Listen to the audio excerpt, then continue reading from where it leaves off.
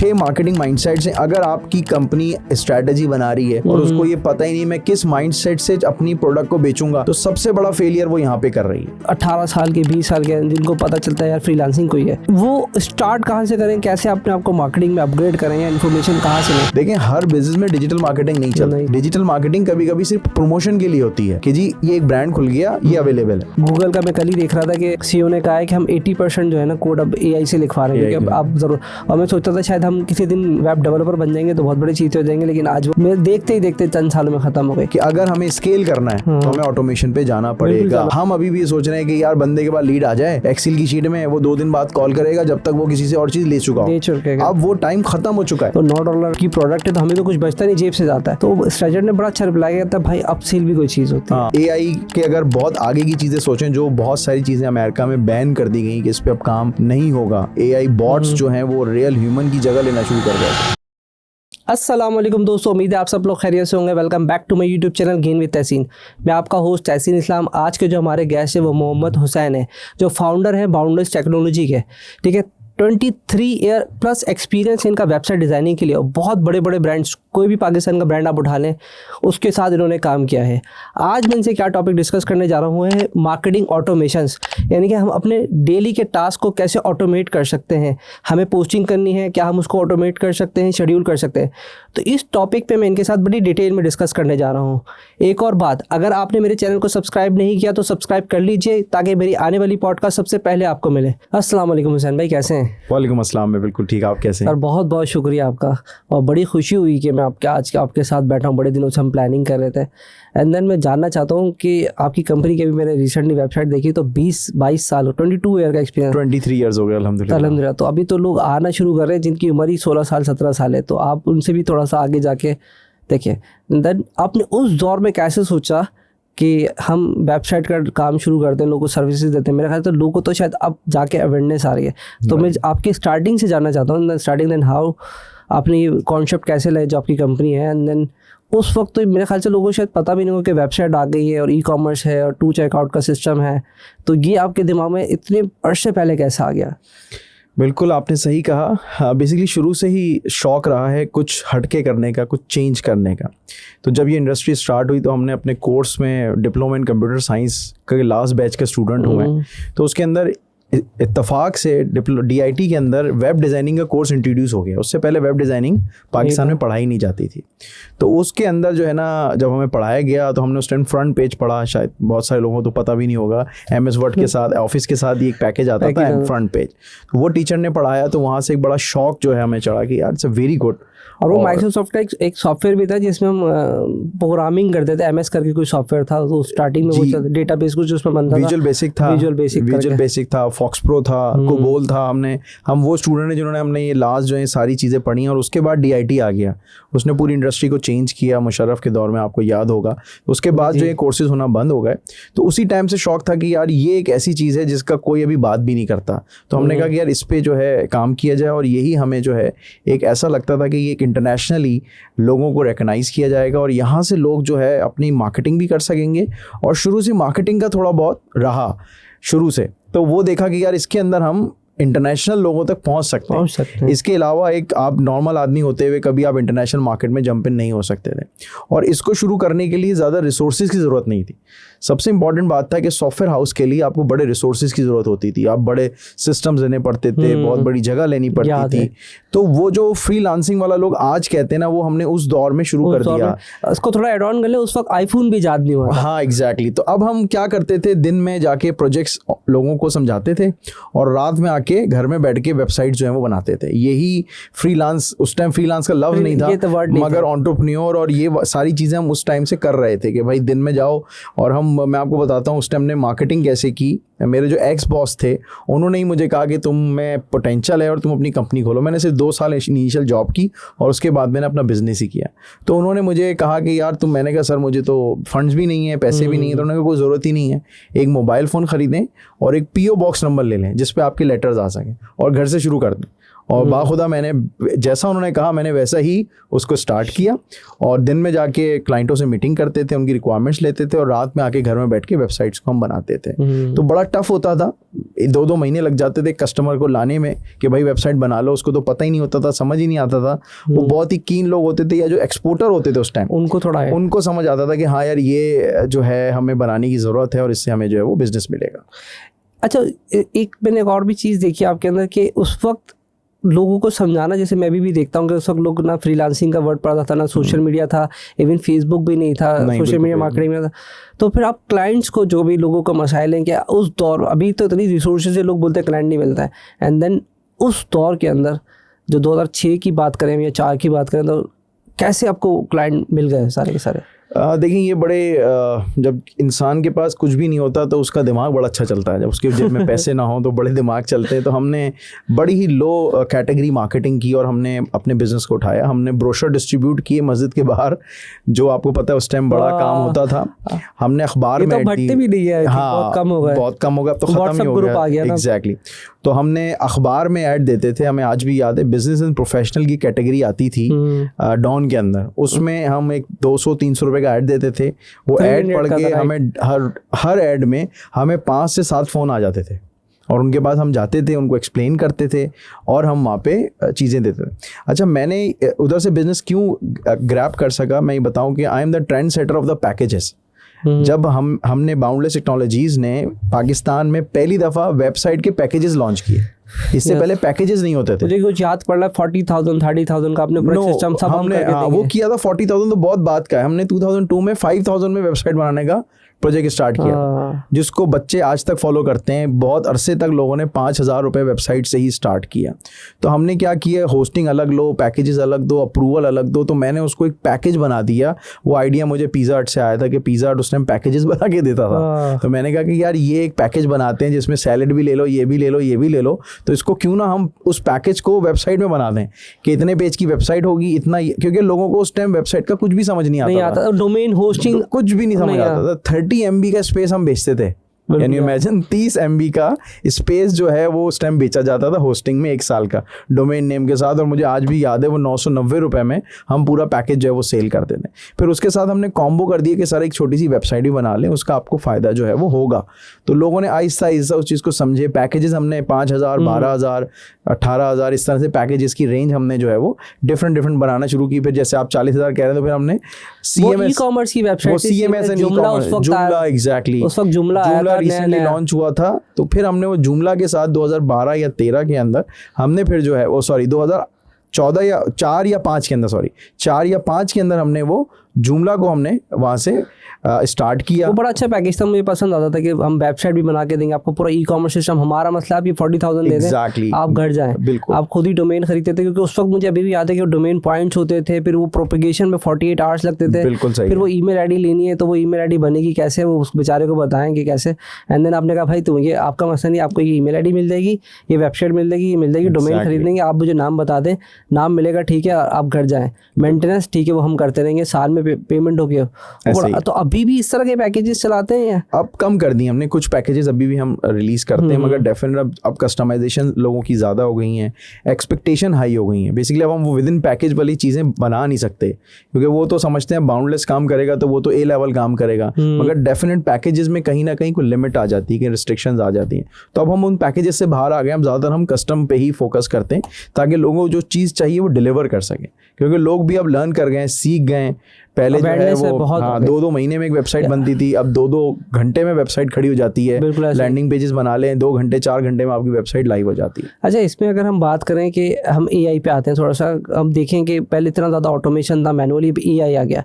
तो अभी कुछ चीज़ें मार्केटिंग है, वेबसाइट्स हैं, ये सारी ऑटोमेशन पे जा रही है। तो व्हाट डू यू थिंक कि क्या इम्पैक्ट पड़ा आपके बिजनेस के ऊपर और क्या चेंजेस करंटली आ गई हैं?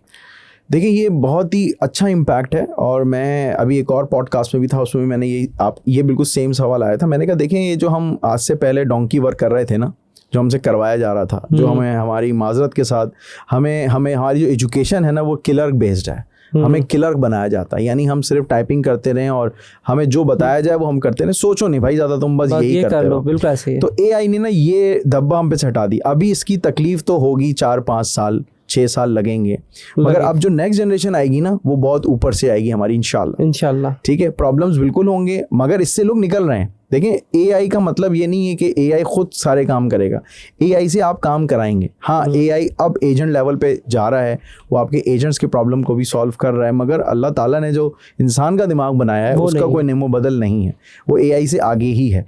चैलेंजेस हैं, मगर इस चैलेंज से आपने वो कहते हैं ना इमरान खान, घबराना नहीं है। हाँ। इसको चैलेंज को फेस करके इसको लर्न करना, जितना ज़्यादा आप बेहतर लर्न कर सकेंगे आप एआई से चीज़ें बेचेंगे। देखें, आज से पहले मैं आपकी अपनी जर्नी बताता हूँ कि हम वेबसाइट बनाते थे नोटपैड पे। सबसे पहली वेबसाइट नोटपैड पे बनती थी हमारी, कोडिंग HTML का टैग खोलते थे, बंद करते थे, H1 लिख के उसको टैग एग्जैक्टली H1 करके बंद करते, बिल्कुल सही है। फिर उसके बाद आपका आ गया फ्रंट पेज के बाद आ गया ड्रीम वीवर। ठीक है, ड्रीम वीवर कुछ लोग अभी भी यूज करते हैं, FTP करके फाइल अपलोड कर रहे हैं, FTP कर रहे हैं, डाउनलोड कर रहे हैं।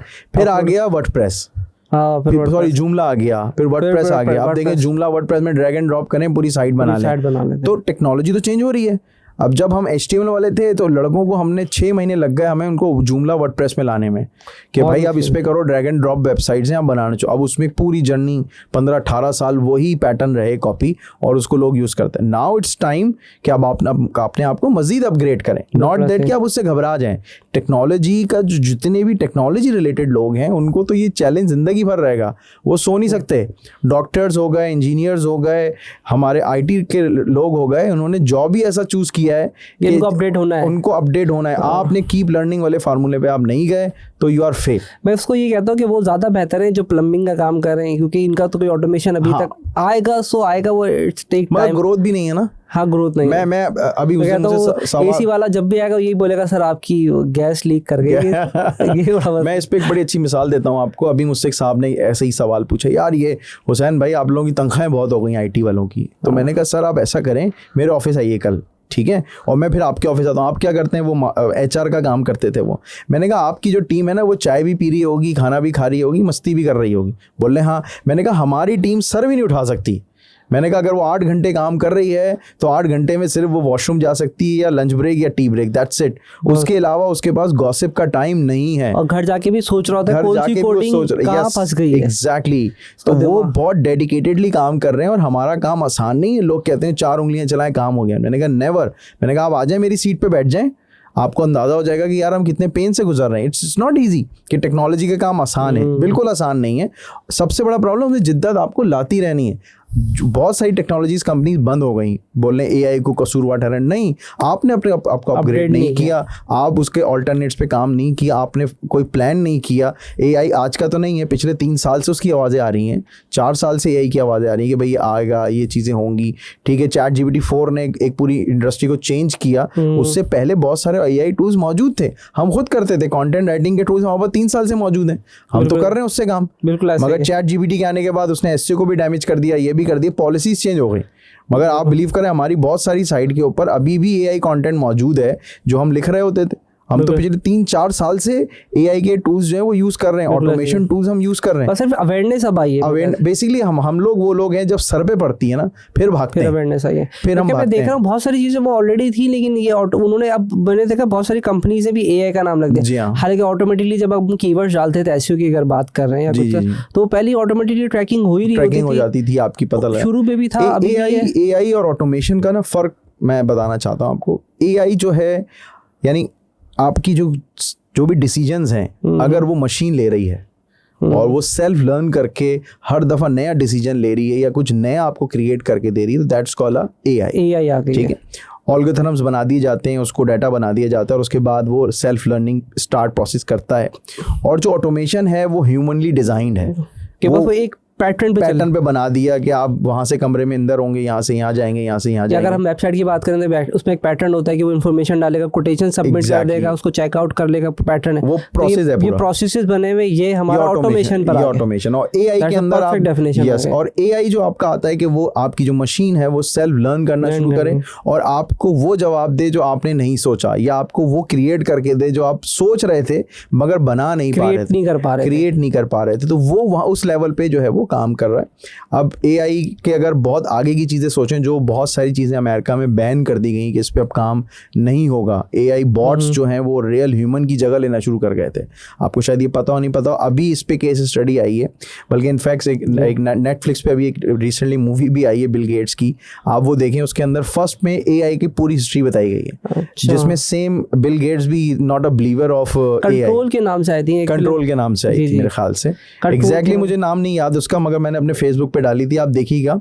तो उसके अंदर फर्स्ट के अंदर उन्होंने ये सब कुछ बताया है कि हम इस पे इतने अरसे से काम कर रहे हैं, और वो जो मॉडल्स बना चुके हैं, बहुत सारे मॉड्यूल्स में से बंद कर दिए, जिसमें एक ह्यूमन इंटरेक्शन था कि आप अपना पार्टनर जो है ना कंप्यूटर को बना लें। अब वो आप उसको 3 महीने ट्रेन करें और उसके बाद वो वैसी ही बातें करने लगेगा जो आप सुनना चाहते हैं, वो आपके इमोशंस को भी समझेगा। और वो तो उन्होंने उसको बैन कर दिया। उन्होंने बैन इसके लिए कर दिया कि वो आपकी जो जनरल लाइफ है वो वैसी ख़त्म हो रही है, तो वहाँ तो और भी मसाइल हैं, हमारी और मसाइल हैं, तो उस वजह से वो उन्होंने उसको बैन कर दिया फ़िलहाल कि भाई अभी हम इस पे काम उस तरीके से नहीं करेंगे। तो बेसिकली इस फिल्म में भी इस तरह से कुछ था, जो मुझे भी एक आइडिया कंट्रोल भी आई थी कि वो इतना ज़्यादा उसके कम्युनिकेट कर रहा होता है कि वो सारा उसके इमोशंस, उसके क्योंकि अभी AI में इमोशंस भी आ गए। पर हमारा तो ये भी टॉपिक नहीं है, हमारा तो है कि हम अपनी मार्केटिंग को कैसे इंप्रूव कर सकते हैं। व्हाट डू यू थिंक कि हम अभी जो मुझे जितना आइडिया, जैसे हम पूरा जर्नी पे डिस्कस करके आए कि पहले वेबसाइट हम HTML बनाते थे, फिर वो वर्डप्रेस आया, जुमला आया, वर्डप्रेस आया, एंड देन अब तो ऑटोमेशंस आ गई हैं। And then what do you think कि एग्जैक्टली अब मार्केटिंग में क्या ऑटोमेशंस आ गए? क्या आज भी लोग फेसबुक पर जाके पहले वो इमेज बनाएं या उसकी पोस्ट करें, कंटेंट लिखें, हम AI की मदद से हम कुछ उसमें ऑटोमेशंस कर सकते हैं? तो मैं आपको मार्केटिंग का बताता हूँ कि जो डिजिटल मार्केटिंग है उसको आप 2 हिस्सों में स्प्लिट कर लें, डिजिटल अलग कर लें और मार्केटिंग अलग कर लें। अब आप मार्केटिंग स्ट्रैटेजी क्या होता है, देखिए असल जो हेड है ना वो मार्केटिंग है। अब मार्केटिंग के अंदर एडवर्टाइजिंग भी आती है, पब्लिकेशंस भी आती है, प्रमोशंस भी आती है, सेल्स भी आती है। ये सारी चीज़ें मार्केटिंग के अंडर द फ्लैग आती हैं। अगर आपके पास मार्केटिंग स्ट्रैटेजी नहीं है तो आप डिजिटल मार्केटिंग नहीं कर सकते, ठीक है। मार्केटिंग स्ट्रैटेजी अगर प्रॉपरली है और अगर वो स्ट्रैटेजी पूरी डिज़ाइन हुई भी है, उसको एग्जीक्यूट जो करता है उसको कहते हैं डिजिटल मार्केटर, राइट। अब हमारी अनफॉर्चुनेटली क्या होता है कि डिजिटल मार्केटिंग वाले को बोलते हैं कि तुम स्ट्रैटेजी बनाओ, तुम बनाओ। अब वो क्या करेगा, वो बेचारा सर फोड़ेगा अपना और 10 तजर्बे करेगा और उसके बाद वो फेल हो जाएगा और इवन उसको बिजनेस का भी नहीं पता होता ना, कुछ नहीं पता उसको बेचारा। उसको बोलते हैं मेरा फेसबुक का अकाउंट चला दे, मेरा ट्विटर चला दे, या मेरा ये चला दे। तो जब आप मार्केटिंग की बात करते हैं तो मार्केटिंग में ब्रांडिंग सबसे इंपॉर्टेंट है। ब्रांडिंग, मार्केटिंग का फर्स्ट फेज ब्रांडिंग। सबसे इंपॉर्टेंट आप ये देखें कि क्या आपका ब्रांड इमोशनली कनेक्ट हो रहा है कस्टमर से या नहीं, ठीक है। ये मैं आपको एक हाई एंड चीज़ बता रहा हूँ, ठीक है। बड़ी एजेंसीज ये करती हैं। आप अपनी 10 ऐड सोच लें। अभी मिसाल के तौर पे मैं आपको एक ऐड की मिसाल देता हूँ। दाग तो अच्छे होते हैं, सर्फ एक्सेल ने कैंपेन लॉन्च की। अब दाग तो अच्छे होते हैं, उसके अंदर इमोशनली कनेक्ट कर दिया उसने बच्चे को और माँ को और पूरी फैमिली को, मियाँ बीवी को कनेक्ट कर दिया, सास बहू को कनेक्ट कर दिया। अगर आपकी मार्केटिंग के अंदर इमोशनली कनेक्शन नहीं है तो लोग आपको, आप जैसे ही अपनी पेड कैंपेन्स को बंद करेंगे लोग भूल जाएंगे। ऐसे ही आपको और क्लाइंट को एक रिलेशन बनाना होता है, जिसको हम कहते हैं कि क्या आपकी ब्रांडिंग के अंदर इमोशनली कनेक्शन मौजूद है, क्या आपकी स्ट्रैटेजी में कोई ऐसी चीज़ है, राइट। तो सबसे पहले अपनी ब्रांडिंग पे या ब्रांड स्टोरी टेलिंग जिसको हम कहते हैं कि आपका जो ब्रांड है, आपका जो प्रोडक्ट है वो क्या कह रहा है, उसकी वॉइस क्या है, वो आपको क्या डिलीवर कर रहा है। आप ये समझ लें कि अगर आपको टॉप ब्रांड बनना है तो आपको लोगों के इमोशंस के साथ जो है वो कनेक्ट करना पड़ना। अगर आप उसके इमोशनली कनेक्ट नहीं है तो आप विन नहीं कर सकते, ठीक है। जितनी भी दुनिया में चीज़ें इस टाइम मार्केटिंग की बिकती हैं वो अलग अलग बिकती हैं। अब मार्केटिंग के अंदर मैं सबसे पहले आपको बताना चाहता हूँ marketing mindsets. There are 6 mindsets जिनके ऊपर मार्केटिंग की स्ट्रैटेजी डिज़ाइन होती है। Number 1 impress me, number 2 thrill me, ठीक है, help me, educate me, reassure me. अब आप सोचें कि यार हुसैन भाई ये थ्रिल मी का मार्केटिंग माइंडसेट है, तो आपके जहन में कोई ऐड आता है अभी जिसमें थ्रिलिंग दिखाई जा रही हो? आई थिंक मेरे ख्याल है वो ड्यू के या फिर एग्जैक्टली राइट कहता है वो, बिल्कुल ड्यू में आप देखें यंग लड़के, ऑडियंस कौन है, इससे एनर्जी ड्रिंक, यंग लड़के, ब्राइट कलर यूज करेंगे आप, उसके अंदर यंग आर्टिस्ट लेंगे और वो थ्रिल दिखाएंगे। यानी आप बोतल पीते ही आपके अंदर एनर्जी आ गई, आपने उसको कनेक्ट कर दिया अपने इमोशंस के साथ कि यार मैं पीऊंगा और अगर उससे माजरत के साथ कुछ नहीं भी होता हो अगर, मगर जहन में ऐड में ऐसा डाल दिया कि ऐसा होगा, तो आपको पीने के बाद वो इम्पैक्ट नजर भी आएगा, राइट। इसी तरीके से 6 मार्केटिंग माइंडसेट से अगर आपकी कंपनी स्ट्रैटेजी बना रही है और उसको ये पता ही नहीं मैं किस माइंडसेट से अपनी प्रोडक्ट को बेचूंगा, तो सबसे बड़ा फेलियर वो यहाँ पे कर रही है। मिसाल के तौर पे मैं आपसे कहता हूँ रीअश्योर मी। अब रीअश्योर मी का मकसद है कि आप जब भी किसी ब्रांड का खाना खाएंगे या किसी भी प्रोडक्ट की चीज़ खाएंगे या आप किसी पर्टिकुलर होटल में चेक इन करेंगे, यार वो एक ABC होटल है, जब भी मैं उसमें चेक इन करता हूँ तो मुझे नीट एंड क्लीन इन्वायरमेंट मिलता है, फूड सही मिलता है, रूम सर्विस अच्छी मिलती है, सब कुछ अच्छा होता है। तो वो क्या कर रहे हैं, रीअश्योर करके बेच रहे हैं, ठीक है। इसी तरीके से एप्पल का प्रोडक्ट है, एप्पल का प्रोडक्ट भी रीअश्योर करके वो बेचते हैं और इम्प्रेस करके बेचते हैं, ठीक है। एक बड़ी सी लिमोजीन गाड़ी है, उसके अंदर एक लड़की स्मार्ट सी उतरती मोबाइल फोन लेके, यार लोग बोलते हैं इतने पैसे क्यों खर्च कर दिए भाई, सिंपल मोबाइल। नो, वो ये दिखाना चाह रहे हैं आपको कि ये किसी नॉर्मल लोगों का फोन नहीं है, इसको अमीर लोग इस्तेमाल कर रहे हैं, तो वो इम्प्रेस करके उसको बेच रहे हैं।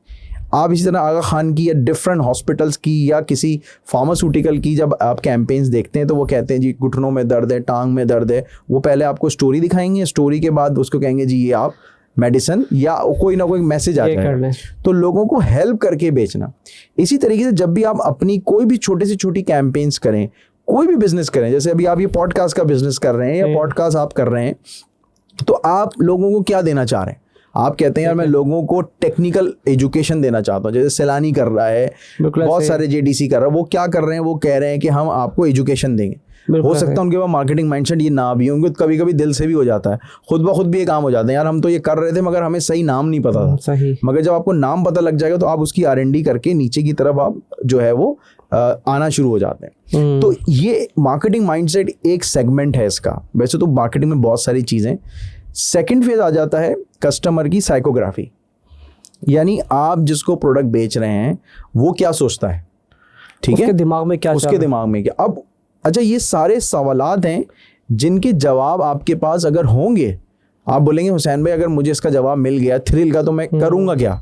सर आप क्या करेंगे, आप एड वैसे ही बनाएंगे, आर्ट वर्क आपका वैसे ही होगा, आपकी जो ऑडियंस है या जो आप पेड कैंपेन्स बनाएंगे वो वैसे ही आप रखेंगे। क्यों? क्योंकि आपका पता है कि आपका मार्केटिंग माइंडसेट के। फिर उसके बाद सेकंड फेज में आप आ गए साइकोग्राफी। साइकोग्राफी में क्या आता है, बेरियर्स। आप कह रहे हैं यार हमने बड़ी मार्केटिंग की मगर रिजल्ट नहीं आया। अब बेरियर्स फाइंड आउट किए कभी आपने? नहीं, ये क्या होते हैं? आप बिलीव करें लिटरली हमारे पास जब आते हैं हम बेरियर, मैंने कहा सर आपने 50 लाख रुपए के ऐड लगा दिए हैं, आपके पास सेल्स टीम है, वेयर इज द बेरियर? तो मैं इसकी छोटी सी एग्जांपल देता हूँ आपको। एक डॉक्टर की कैंपेन कर रहे हैं कोई, वो कह रहे हैं यार हमने इतने बजट लगाया है मगर अपॉइंटमेंट नहीं आ रही, लोग अपॉइंटमेंट भी लेते हैं मगर आते नहीं। अच्छा भाई ये क्या प्रॉब्लम हो गया? अब मार्केटिंग वाले का काम है वो बेरियर को फाइंड आउट करना। उसने क्या फाइंड आउट किया, कस्टमर्स को फोन किया, पूछा भाई आप क्यों नहीं आए, तो उन्होंने कहा कि हमें पार्किंग नहीं मिली। सही, हमें पार्किंग नहीं मिली। अरे हमने कहा यार दिस इज, चलो 1-2 पता लगा जो 100 लोग आए थे उसमें से 40 लोगों से 50 लोगों की कंप्लेंट्स क्या थी कि हमें पार्किंग नहीं मिली। तो मिल गया आपको बेरियर ब्रेक। आपने कहा कि यार दिस इज माय बेरियर कि कस्टमर अपॉइंटमेंट लेके नीचे क्लिनिक तक आता है मगर उसको पार्किंग नहीं मिलती, ढूंढते ढूंढते वो चला जाता है। तो ये एक बेरियर है। तो उन्होंने क्या किया जी, नीचे लगा दीजिए फ्री वैले पार्किंग इज अवेलेबल, आप आ जाइए। तो उनका बिजनेस जो है वो ग्रो होना शुरू हो गया। बेरियर नंबर 2, आपके पास बड़े अच्छे आपने मार्केटिंग कैंपेन की, बॉटलनेक बन गया। आपने जो सेल्स की टीम रखी उनको प्रपोजल भेजना नहीं आता, उनको बात करना नहीं आती, कह रहे हैं यार हम तो बड़ी मार्केटिंग कर रहे हैं, बड़ी लीड आ रही है मगर कन्वर्जेंस 2%, 5%, 10% से ऊपर जा ही नहीं रहा। बेरियर कहाँ है भाई? बेरियर यहाँ पर है कि आपकी सेल्स टीम उनको रिस्पॉन्ड ही 4 दिन बाद कर रही है, जबकि डिजिटल की सेल्स लाइफ 4 घंटे में रिस्पॉन्ड कर दिया तो वो आपकी, अदरवाइज वो किसी और की। ये एक रूल है, इस टाइम रूल ऑफ थंब बन चुका है कि आपके पास जो डिजिटली कैंपेन्स के रिजल्ट्स आ रहे हैं with in 4 hours, 3 hours 4 hours आपने मैक्सिमम रिस्पॉन्ड करना है। रिस्पॉन्ड तो आपको इंस्टेंट करना है, मगर अगर इसके बाद तो कोई गारंटी नहीं है क्योंकि उसके पास कहीं ना कहीं से वो कुछ ना कुछ हो जाएगा, या आपको जो पेड कैंपेन वाला कंपनी है यानी फेसबुक है वही रेलेवेंट उसी से 6 प्रोडक्ट दिखा चुका होगा। आप हो सकता है 4 जगह इंक्वायरी डाल दें, वो 2 घंटे में आपको रिस्पॉन्ड करो, आपकी लीड जो है वो क्लोज हो जाए। तो इसी तरीके साइकोग्राफी के अंदर वैल्यूज हैं, बिलीव्स हैं, मिसाल के तौर पे आपकी बिलीव्स क्या हैं। आप मिसाल के तौर पे अभी एक प्रॉब्लम चल रहा है जी, मैकडोनल्ड हो गया, KFC हो गया, बहुत सारे जो हैं वो लोगों के बिलीव्स ब्रेक हो गए, लोगों का बिलीव हट गया कि अब हम इससे जो है वो नहीं लेंगे, ये हलाल नहीं है, ये हराम है। ये बिलीव्स हैं। अगर आपकी प्रोडक्ट में भी कोई इस तरह के पर्टिकुलर शामिल होते हैं तो आपको उनका ख्याल रखना पड़ेगा, उनको बनाना पड़ेगा। फिर उसके बाद आता है पर्सोना डेवलपमेंट। क्या जी पर्सोना क्या होना चाहिए? पर्सोना लोग बोलते हैं वो तो हम ऐसे ही बना लेंगे, यही सबसे बड़ी मिस्टेक है। मिसाल के तौर पे आपका एक प्रोडक्ट है और वो 4 एज ग्रुप को टारगेट कर रहा है, तो आप 4 एज ग्रुप के अलग अलग पर्सोना बनाएंगे, उनके लिए अलग अलग स्ट्रैटेजीज आपको बनानी पड़ेंगी। उसके बाद आप पूरी आगे जो है मूव करेंगे। अब उसमें उनका नाम आ गया, जेंडर आ गया, अब आपने साइकोग्राफी पूरी कर ली। तकरीबन 6 से 7 चीज़ें होती हैं साइकोग्राफी में जो आपको पूरी फिल करनी होती है। वो आपके पास एक पूरा डायनामिक्स फिल हो गया। उसके बाद आप आगे पर्सोना डेवलपमेंट कि जी आप जब ऐड बना रहे हैं, किसके लिए बना रहे हैं, उसकी एज क्या है, उसका जेंडर क्या है, वो किस टाइम पे नेट यूज़ करता है, उसका इंटरेस्ट क्या है। आप देखते हैं ना फेसबुक में हम ऐड चलाते हैं तो वो इंटरेस्ट पूछता है। ये जो साइकोग्राफी वाली मैं सारी बातें आपसे कह रहा हूँ, अगर गूगल के एड्स आप इन डेप्थ पढ़ेंगे तो गूगल में आपसे सारे सवाल वो पूछेगा कि भाई क्या वैल्यूज़ हैं, क्या इंटरेस्ट हैं, क्या वो बिलीव्स करता है, ये सारे सवाल वो आपसे वहाँ पूछेगा। मगर हम 90% यहाँ के लोग उसको स्किप कर देते हैं, उसको छोड़ देते हैं। इंटेलिजेंटली तौर पे अगर हम उस कैंपेन को पूरा प्रॉपर्ली डिज़ाइन कर दें तो हमारी कन्वर्जन वैसी इंप्रूव हो जाती है, क्योंकि वो ऐड ही सिर्फ उन्हीं लोगों को दिखाएगा कि जहाँ पे हमने ये चीज़ जो है वो मेंशन जो है वो कर की है। फिर इस तरह से पूरा साइकोग्राफी आपने फिनिश किया, आपने जो है ना पर्सोना डेवलपमेंट के ऊपर आप आए। फिर पर्सोना डेवलप आपने जो है कंप्लीटली किया कि नाम क्या है, जेंडर क्या है, एज क्या है, उसके इंटरेस्ट क्या है, उसके फ्रेंड्स कौन है। आपने इन डेप्थ उसको जो है वो एनालाइज जो है वो करना है। अब ये पूरा डॉक्यूमेंट रेडी हुआ, अभी काम कुछ भी नहीं हुआ। अब ये जाएगा ब्रांडिंग और डिज़ाइन टीम के पास। अब वो उस पर कॉन्सेप्ट सोचेंगे, यार अब हम ये जो पूरा कॉन्सेप्ट है अब हम उसको किस तरह बनाएं। अब वो काम भी हमारी डिजिटल मार्केटिंग वाले से कराया जाता है कि चल भाई तू डिज़ाइन शुरू कर दे। अरे भाई उसको तो पहले डॉक्यूमेंट ही नहीं मिला, अब उसको ना ब्रांडिंग का कुछ पता है, ना उसको ब्रांड स्टोरी टेलिंग के बारे में कुछ भी नहीं पता बेचारे। उसको आपने कहा जी बनाओ, अब वो बनाएगा। अब हम क्या फैसला करेंगे जी, अच्छा लग रहा है ओके बस ओके डन हो गया। अगर हमने कहा कि नहीं जी शक्ल में अच्छा नहीं लग रहा तो हमने उसको रिजेक्ट कर दिया। There is no science. देखिए हर पिक्चर के पीछे एक साइंस होती, एक स्टोरी होती है जो वो कह रही होती। तो अगर वो स्टोरी आपको नहीं पता और आप हवा में तीर चलाए जा रहे हैं तो बस अल्लाह ताला ने जो रिस्क लिखा है वो आपको मिलता रहेगा, वैसे भी वही मिलेगा। मगर ये कि वो आप दुप्पल में ही कर रहे हैं, कोई इसमें आपने तीर नहीं चलाया। वो ब्रांडिंग डिज़ाइन टीम के बाद जब सब कुछ आर्ट वर्क रेडी हो जाता है, वो कंटेंट को एग्जीक्यूट करने के लिए डिजिटल मार्केटिंग वाला आता है। ठीक है, अब डिजिटल मार्केटिंग वाले का काम शुरू होता है कि वो किस तरह से टूल्स को इस्तेमाल करेगा और ये पूरी स्ट्रैटेजी को हाउ टू एग्जीक्यूट। तो डिजिटल मार्केटिंग वाला जो बेचारा बच्चा है, लड़का है, उसका काम आप समझ लें क्या है, वो सारा उसको कंटेंट मिले, बना हुआ डिज़ाइन, वीडियो, सारी चीज़ें, उसके बाद वो एग्जीक्यूट करे। तो that's called a digital marketer. उससे पहले जो मार्केटिंग वाला पार्ट है ना तहसीन भाई, ये पूरे का पूरा मिस है हमारे यहाँ, बिल्कुल है ही नहीं, कॉन्सेप्ट ही नहीं है, बिल्कुल कॉन्सेप्ट नहीं है इसका। और इसको करने के बाद स्ट्रैटेजी बना ली। अब आप आ गए डिजिटल मार्केटिंग स्ट्रैटेजिस्ट के पास दोबारा कि भाई मैंने कैंपेन चला दी है, अब यहाँ से आपने ऑटोमेशन क्या करनी है, ये एक पूरा अलग डोमेन है। मिसाल के तौर पे आपके पास लीड आई, अभी हमने अपना व्हाट्सएप का और हमने अपना AI डिजिटल मार्केटिंग का सॉफ्टवेयर लॉन्च किया है, तो उसके अंदर हमारा फोकस ही यही था। लीड्स तो आप ऐड लगाए आ रही है। अब हो क्या रहा है, एक लीड एक्सेल में पड़ी है, एक लीड वर्ड में पड़ी है, एक लीड व्हाट्सएप पे ऐसे में, आपकी 5 जगह लीडें पड़ी हैं, कहीं गूगल वेब फॉर्म भरे में एक अंधी लगी हुई है सारी। हमने क्या किया, एक सिस्टम बनाया जिसके अंदर हमने सारी चीज़ों को सेंट्रलाइज कर दी। ठीक है, आप व्हाट्सएप पे लीड डालें, वो भी एक CRM में आए, CRM बना दिया हमने, एक CRM में जाए। आप गूगल के ऐड चलाएं, फेसबुक के ऐड चलाएं, लैंडिंग पेजेस बनाएं, एनीवेयर जहाँ से आपकी कम्युनिकेशन होती है वो सेंट्रलाइज आपका डाटा एक ही जगह पे गिरना चाहिए। लीड मैनेजमेंट होगा। अब डाटा आने के बाद शुरू होती है ऑटोमेशन में मैं आपके चैनल से सबको कहना चाहूँगा कि देखिए आजकल बहुत महंगाई हो गई है और छोटे बिजनेसमैन के लिए हमने अपने दौर के अंदर ना सबसे जो बिजनेस उठाया वो ईमेल मार्केटिंग से उठाया। मैं तो आज भी वही करता हूँ। आप भी वही करते हैं? आज भी है, आप भी। मैंने तो अभी रिसेंटली कोर्स भी बना के डाला, तो मैं डाल दिया। ईमेल मार्केटिंग की हमने हमारा जो सॉफ्टवेयर उसके अंदर पूरी ऑटोमेशन बनाई है। जैसे ही ईमेल सब्सक्राइब की बंदे ने, व्हाट्सएप पे की, आइदर लीड गिरी, कुछ भी हुआ, उसको विद इन 5 मिनट्स एक ईमेल हमारी तरफ से चली जानी चाहिए या उसको एक व्हाट्सएप चले जाना चाहिए। यहाँ से शुरू होती है ऑटोमेशन का सफ़र। ये स्ट्रैटेजी बनाएगा आपका फिर स्ट्रैटेजी का बंदा कि भाई ईमेल खोली उसने, ईमेल खोलने के बाद आपने उसके गोल सेट करने हैं। देखिए मिसाल के तौर पे हर लीड पे मेहनत करने की जरूरत नहीं है। सबसे पहले उसको आया, अब आपने गोल बनाना है कि यार उसने वेबसाइट पे टाइम कितना लगाया। एक बंदे ने 5 मिनट लगाया तो आपके लिए प्रायोरिटी होना चाहिए उसको कॉल करना। बिल्कुल सही। एक बंदे ने सिर्फ 30 सेकंड लगाया, लीड डाली और निकल गया, तो वो आपके लिए बिल्कुल लीस्ट पे होना चाहिए। क्योंकि जो बंदा 5 मिनट लगा रहा है, ही इज इंटरेस्टेड और वो ज्यादा आपको टाइम देगा, कुछ क्यूरियस है, कुछ ढूंढ रहा है, तो वो लीड स्कोरिंग अगर आपके सॉफ्टवेयर में हो रही होगी तो आप ठक करके उसको असेंडिंग करें और आप बोले पहले इन लोगों को कॉल करूंगा, जो बच जाएंगे फिर उनको भी कॉल करूँ। मगर इन द मीन टाइम आपने छोड़ना नहीं है, जब तक आप कॉल्स नहीं कर रहे यहाँ से उसकी तरफ से एक ईमेल चलेगी। वो ये है कि जब आपके पास 100 लीड्स हैं, 100 को एक साथ कॉल नहीं कर सकते तो आप इसलिए प्रायोरिटाइज कर दें। फिर आप अभी हैं ही 5 तो आप 5 एग्जैक्टली आप फिर स्पेशली इस तरह के एरा के अंदर द चैट बॉट्स, जो AI चैट बॉट्स हैं, वो बहुत बड़ा किरदार अदा कर रहे हैं और बहुत ज़्यादा कन्वर्जेंस जो है उसके ऊपर हो रही हैं। लीड गिरी, आपने लीड गिरते एक बेसिक इन्फॉर्मेशन दी और आपने चैट बॉट का लिंक दे दिया, उसने कहा जी अब बात करो इससे, आपके आधे सवाल के जवाब ये कर दें। यहाँ पर भी हमारे यहाँ प्रॉब्लम है। आप बिलीव करें कि लोग चैट बॉट के लिए हमें डॉक्यूमेंट ही नहीं देते।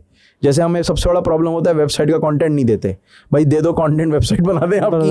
कंटेंट का अभी भी AI आने के बाद भी मसले हैं लोगों को, वो तो हम आप बना के दे देते हैं, बोलते हैं सर SEO तो नहीं करनी, बोलने नहीं करनी तो सर ये लेना, फिर आपको परेशानी क्या है, सिर्फ SEO में मसले होंगे, बाकी आपको AI कंटेंट आपको कोई तकलीफ नहीं देगा। तो उसमें भी अब ह्यूमनाइज हो जाता है, बहुत सारी जगह पे काम करके उसको इम्प्रूव किया जा सकता है। तो अब हम वो कंटेंट बना के देते हैं, हम तो लोगों को फ्री में टूल भी दे देते हैं, सर ये टूल रख लें आप, इससे कंटेंट भी बनाए, इमेजेस भी बनाए, वो जो बन जाए हमें दे दीजिएगा। तो जैसे ही उसको ईमेल रिसीव होती है उसको एक व्हाट्सएप चले जाता है, चैट बॉट आपने बनाया वो आधे से ज़्यादा काम आपका कर देगा। देखिए अगर हमें एज अ पाकिस्तानी किसी भी बिजनेस को स्केल करना है तो हमें ऑटोमेशन करनी पड़ेगी, ठीक है। अब मिसाल के तौर पे ऑटोमेशन में हम क्या क्या चीज़ें करते हैं। नंबर 1, आपने कहा कि हमने उसको ईमेल भेज दी, वेरी गुड। आपने उसको एक व्हाट्सएप भेज दिया, वेरी गुड। अगर आपके बजट्स हैं तो आपने उसको एक SMS भी भेज दिया। 3 चीज़ें भेजने के बाद आपने हर 2 घंटे बाद उसको ब्राउज़र पुश नोटिफिकेशन भेजना शुरू कर दी, ठीक है। जैसे ही वो वेबसाइट पे गया, वेबसाइट पे जाने के बाद सेंटर ऑफ द वेबसाइट आया और 3 मिनट गुजारे, आपने एक सब्सक्रिप्शन फॉर्म डाल दिया कि आप लीड ले लें, आपको 20% का डिस्काउंट देता हूँ। उसने सब्सक्राइब किया, आपने 20% की उसको एक डिस्काउंट कूपन भेज दिया। आप बिलीव करें कि वो विद इन आपके ही लूप में फंस के खुद ही परचेजिंग करेगा। अभी जैसे एक टेमो के नाम से एक आप देख रहे होंगे बहुत ज्यादा ऐड आ रहे हैं, आप जाए वो करता क्या है, इतना डिस्काउंट ले लो, ये ले लो, मगर उसने डिजिटली आपको पूरा फंसाया हुआ है कि स्क्रॉल करो, अच्छा 20,000 का वो मिल गया, अब वो आपको लेकर जा रहा। ह्यूमन इंटरेक्शन है कहीं, और वो साथ में इन्फ्लुएंसर्स को भी मेरे ख्याल ऐड कर वही कह रहा हूँ ना। अब वो जैसी वेबसाइट पे आया, 5 मिनट गुजारे, 5 मिनट गुजारते ही आपने ऐड पे स्ट्रेटेजी लगाई, अब उसको ऐड दिखाना शुरू कर दो, ऐड दिखा देगा। उसमें मुझे एक चीज उनकी स्ट्रेटेजी और अच्छी लग रही है, आई थिंक कुछ इन्फ्लुएंसर को भी वो कमीशन दे रहा है, तो वो भी पोस्टर डालना है, पोस्टर। वही मैं कह रहा हूँ ना, वो आप देखें तहसीन में सबसे ज़्यादा इंपॉर्टेंट है, हमारे पाकिस्तान की बिजनेस कम्युनिटी को समझने की ज़रूरत है कि अगर हमें स्केल करना है तो हमें ऑटोमेशन पे जाना पड़ेगा। हम अभी भी ये सोच रहे हैं कि यार बंदे के पास लीड आ जाए एक्सेल की शीट में, वो 2 दिन बाद कॉल करेगा जब तक वो किसी से और चीज़ ले चुका हो। अब वो टाइम खत्म हो चुका है। और सबसे इंपॉर्टेंट आपने बात बोली कि 4 घंटे का टाइम ड्यूरेशन है। जी हाँ, टेक्निकली मुझे भी ऐसा लगता था शायद 24 घंटे का टाइम है, लेकिन अभी आप कहते हैं कि इतना फास्ट हो गया कि 4। मिसाल तौर पर अभी आप एक लीड डालें, I am looking a flat in Bairiya town, ठीक है। आप जैसे ही डाल के वापस फेसबुक पे आएंगे, आपको 20 ऐड नजर आ जाएंगे, आ जाएंगे नजर नहीं आएंगे, तो ये स्ट्रेटेजी आ चुकी है ना। हाँ, ये 24-25 घंटे या 2 दिन का टाइम पहले होता था। अब जो आपको ऐड की जो प्रॉब्लम फेस हो रही है, या ऐड जो आपकी हेल्प कर रहा है AI वाला, वो क्या कर रहा है, वो आपको ऐड दिखाएगा, आप 6 जगह और लीड डाल देंगे, तो 6 जगह में से आप मुझे बताएं सबसे पहला फोन को आप इंटरटेन करेंगे, आखिरी वाले को? डेफिनेटली पहले वाले को करेंगे ना, कि यार इसने या तो चलो दूसरे जो सही इन्फॉर्मेशन दे, कॉल करके सही इन्फॉर्मेशन दे। अच्छा, उसके बाद द मोस्ट इम्पॉर्टेंट पार्ट, मैं अपने जो हमारे बॉस थे हमारे पहले, उन्होंने एक चीज़ सिखाई थी कि सेल्स जो है ना सिर्फ फॉलोअप से होती है। ये एक रूल है, अगर आपको अच्छा सेल्समैन बनना है तो आपको अपना फॉलोअप स्ट्रॉन्ग करना पड़ेगा। अगर आप फॉलोअप में इरिटेट हुए तो you are not a good salesman. अच्छा, इसमें फॉलोअप में आप क्या कॉल से कह रहे हैं या भाई ईमेल कह रहे हैं? देखें, ईमेल का फॉलो हर तरीके से आपने उसको हर तरीके से जो है वो फंसा के रखना है, क्लाइंट को अप टू डेट रखना है, उसको भूलने नहीं देना ब्रांड। बहुत सारे लोग होते हैं अक्सर, जैसे तहसीन भाई ये काम कर रहे, उन्होंने कहा कि नहीं यार मैं तो ये काम नहीं कर रहा। अब क्या हुआ, मैंने कहा कि जी एक क्लाइंट के पास मैं उस दिन बैठा हुआ, तो उन्होंने कहा यार हमने वो दूसरी कंपनी आ गई तो वो उनका सॉफ्टवेयर बना रही थी, तो हमने कहा यार आपने सॉफ्टवेयर का काम हमें क्यों नहीं दिया? बोले हमें पता ही नहीं कि आप भी काम करते हैं। तो ये हमारी मिस्टेक थी कि हमने अपने कस्टमर को अप टू डेट किया ही नहीं, हमने बताया ही नहीं, कोई इवेंट में नहीं गए, हमने कोई मार्केटिंग नहीं की। हमने एक दफ़ा क्लाइंट को बेचा और उसके बाद हम बैठ गए, नए क्लाइंट ढूंढने चले गए। मैं लोगों को समझाना चाहता हूँ कि देखें, सेल्स मार्केटिंग के अंदर जैसी आपके पास लीड गिरती है, एक प्रोडक्ट खरीदने, अगर उसने खरीद लिया उसके बाद की ऑटोमेशन क्या है? लोग तो बल्ले बल्ले करते हैं कि जी प्रोडक्ट बिक गई, अब कुछ नहीं करना। अरे वहीं से सेल तो शुरू वहां से होता है, सेल कहते हैं। क्रॉस सेल्स, अप सेल्स वहां से शुरू करनी है, उसका कोई फार्मूला ही नहीं। इसमें मुझे बड़ी अच्छी बात याद आ गई, थोड़ा सा मैं इसमें सॉरी बात काटी आपकी। अभी मैं एक एडवर्ट की स्ट्रेटजी पे काम कर रहा था किसी के साथ, तो अब उसकी काफ़ी साल लोगों को मसला है कि अगर जिनकी प्राइस कम होती है $9 की, तो वो कहते हैं यार $3 हम इसको दे रहे हैं, तो $9 हम अगर की प्रोडक्ट है तो हमें तो कुछ बचता नहीं, जेब से जाता है। तो स्ट्रेटजर ने बड़ा अच्छा रिप्लाई किया था, भाई अप सेल भी कोई चीज़ होती है। हाँ बिल्कुल सही, क्रॉस सेल्स अप सेल्स है। तो कहता है भाई ये दुनिया में ईजाद हो चुके हैं। ठीक है, अगर तुम अभी तो मार्केटिंग का $9 की जिसकी प्रोडक्ट्स है उनको बड़े चैलेंजेस आते हैं छोटी प्रोडक्ट्स में। तो अगर $9 या $10 की प्रोडक्ट है तो अब ठीक है, एडवर्ट को $3 दे दें, 4 दे दें, लेकिन वो अब ये आपके सेल्स के बंदे का काम है कि उसको अप सेल करें। तो गेम तो जो जिनकी प्रोडक्ट सस्ती हैं, तो गेम तो फिर उनका बाद में शुरू होता है। अब वो बेचारे घबराते हैं, एडवर्ट वाला इतने पैसे लेके जा रहा है, फेसबुक वाला इतने पैसे लेके जा रहा था। जी, वो मैंने कहा ना कि उनके पास स्ट्रैटेजी नहीं। देखें, मैंने आपको फर्स्ट फेज में बताया कि लीड आने की स्ट्रैटेजी क्या है, अब प्रोडक्ट सेल्स होने के बाद की स्ट्रैटेजी क्या है। जैसे ही आपके पास उसका ऑर्डर गिरा, आपने आधे घंटे बाद उसको क्रॉस सेल्स दे दिए। Cross sales and up sales का मैं फर्क आपको बता दूं, क्योंकि आपके यूजर्स जो हैं, क्रॉस सेल्स क्या होती है कि आपने पेन बाय की, आपने उसके साथ बेल्ट बेच दी, पर्स बेच दिया, शर्ट दे दिया, टी शर्ट दे दी, यानी उसी प्रोडक्ट की रिलेटेड प्रोडक्ट आपने उसको दे दी, that's called cross sales. Up sales क्या होती है? अप सेल्स ये होती है कि उस बंदे ने एक लेवाइस की जीन्स या किसी ABC ब्रांड की जीन्स को ऑर्डर किया, आपने फ़ोन किया कि सर आपने जो जीन्स ऑर्डर की इज़ वेरी गुड, मगर अगर आप यू ओनली पे द $2 और $5 एक्स्ट्रा, तो मैं आपको फला ब्रांड की ये चीज़ दे दूंगा। तो आपने उस कस्टमर जो $10 का था उसको आपने $15 का कर दिया, दैट्स कॉल्ड अप सेल्स। अब वो अप सेल्स की ईमेल और क्रॉस सेल्स की ईमेल हमने अपने क्लाइंट्स के लिए 6-6 महीने की लाइव डिज़ाइन की हुई है। 6-6 महीने तक उसको ईमेल्स जा रही हैं, उसको व्हाट्सएप जा रहे हैं, उसको सब चीज़ें जा रही हैं, और आपको एनालाइज करना है कि क्या यार कस्टमर मेरे पास रिकरिंग है, क्या मेरे पास कस्टमर रुक रहा है। सबसे बड़ा प्रॉब्लम ये होता है, अभी हम रियल इस्टेट, आपको पता है सबसे ज़्यादा पैसा बर्न आउट करता है हमारी ये डिजिटल इंडस्ट्री। अब उन्होंने किया हुआ तो है, एक के पास में गया 1.25 लाख लीड्स, उनके पास 1.25 लाख लीड्स आएंगे, ठीक है। हाँ यार, वो लड़कों ने रखा था, ये एक्सेल में पढ़ा, देख लो सैन भाई क्या हो सकता है इसका। मैंने कहा सर आप जो है ना, ये 1.25 लाख में कितना खर्चा हुआ? बोल रहे हैं हमारे 50-60 लाख रुपए लग गए ये 1.25 लाख की लीड्स जमा करने। तो मैंने कहा सर ये हीरा है, ये आप समझ लें, आप कान पे बैठे हुए सोने की, आप इस डाटा से ही आप जो है वो कर सकते हैं। अच्छा, मैंने कहा सर अगर ये 1.25 लाख दोबारा आपको लोगों को अपनी B प्रोडक्ट को बताना, तो आप क्या करेंगे? फिर 50 लाख लगाएंगे? बोले हाँ यार, और क्या करेंगे? मैंने कहा सर यही तो गलती है। मैंने कहा इसी डाटा को मैं 3 से 4 लाख रुपए लगा के इन सब लोगों को दोबारा एंगेज कर सकता हूँ, बिल्कुल, और आपकी कॉस्ट सिर्फ 10% लगेगी एज कम्पेयर टू आप उसमें 50 लाख रुपए लगाएं। तो ऑटोमेशन जो है ना, वही एक वाहिद हल है इस टाइम, कि अगर आप अपने बिजनेस को स्केल करना चाहते हैं, अपने प्रॉफिट्स को जो है वो अपग्रेड करना चाहते हैं, और आप चाहते हैं यार मेरी ऐसी ऑटोमेशन डिज़ाइन हो जाए जिसके अंदर मैं बार बार एक ही क्लाइंट से पैसा कमा सकूं, और आपको चाहिए कि आप क्लाइंट को इंटरैक्ट रखें, क्लाइंट को आप ऑफर्स दें। देखें ना, दुनिया के अंदर अभी जैसे 11/11 और दुनिया में black Friday, white Friday, new year, ये ऑफर्स क्यों बनाई गई हैं? उसी कस्टमर को बार बार बेचना, कंटेंट के ऊपर मेहनत करना, आपने अच्छा कंटेंट प्रोड्यूस करना है, कंटेंट पे कॉम्प्रोमाइज़ ना करें। अगर कंटेंट पे कॉम्प्रोमाइज़ किया जाता तो कोई दुनिया की मल्टीनेशनल बेवकूफ़ नहीं है कि वो पैसा खर्च करें। इसकी मिसाल मैं सबको ये देता हूँ कि आज तक मुझे बताएं कि किसी बैंक ने प्रॉपर्टी खरीदी है? कहते नहीं, हर बैंक रेंट पे होता है। वो कहता है यार ये पैसा भी हम कहीं इन्वेस्ट कर देंगे। तो आप अगर अपनी ब्रांडिंग के ऊपर, अपनी कस्टमर जर्नी के ऊपर पैसा इन्वेस्ट नहीं करेंगे तो आप लॉन्ग रन नहीं चल सकते। हाँ, आपको शॉर्ट बेनिफिट्स मिल सकते हैं, आपकी प्रोडक्ट बहुत अच्छी है, प्राइस बहुत अच्छी है, या you are a good salesman, तो आप बेच तो लेंगे मगर स्केल नहीं कर सकेंगे। और जहाँ आपने कहा कि लोग PPC से डरते हैं, ये डरते हैं, तो क्रॉस सेल्स अप सेल्स में एक बिजनेस मॉडल होता है, नॉर्मली उसको हम फ्रीमियम मॉडल कहते हैं। दुनिया के अंदर यही बिजनेस मॉडल होता है। अमेरिका में कोई आपको नहीं बोलेगा आप 1 लाख दे दो, 2 लाख दे दो, वो आपसे कहेंगे $10 दे दो, $5। उसमें भी फ्रीमियम मॉडल यूज़ करते हैं। फ्रीमियम मॉडल क्या होता है कि पहला मॉडल फ्री होगा और उसके बाद 1, 2, 3, ठीक है। फ्री मॉडल में वो आपको कहेंगे जी आप ये ले लें और आप इसको ज़िंदगी भर यूज़ करें। एक यूज़र फ्री है, 500 ईमेल भेज सकते हैं या कोई एनीवे, वो आपको फ्री देंगे।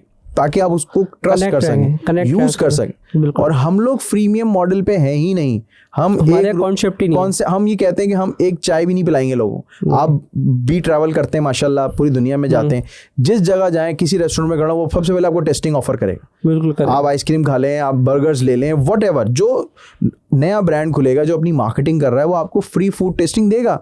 मैं फूड टेस्टर वालों को कहता हूँ आप डिजिटल मार्केटिंग ना करो, कहीं स्टॉल लगा के लोगों को खिलाना शुरू कर दो। क्यों? क्योंकि फूड का जो बिजनेस है वो लोग जो खाएंगे तो पता लगेगा।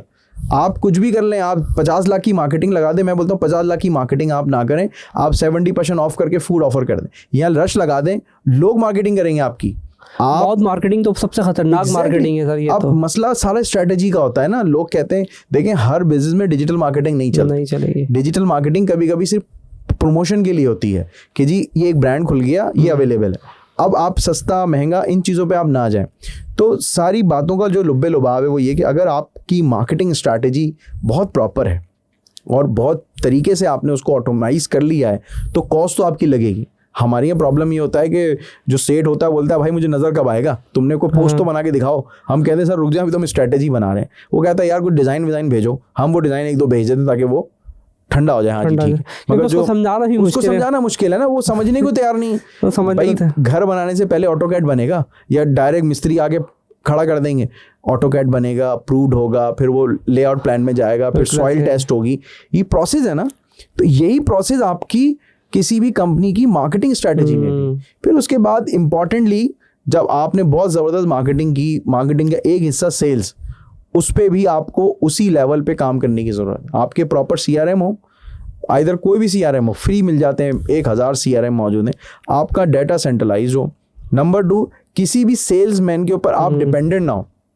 अगर वो चला गया तो क्या होगा? भाई नहीं, आई डोंट केयर, तू आज जाता है, तू कल चले जा, तू अभी चले जा। अगर आपका CRM होगा तो पूरी कस्टमर जर्नी जो है वहाँ पे मेंटेन हो रही है। उसको क्या प्रपोजल भेजा गया, उससे क्या बात की गई, जितनी मीटिंग्स हुई वो रिकॉर्डेड होनी चाहिए।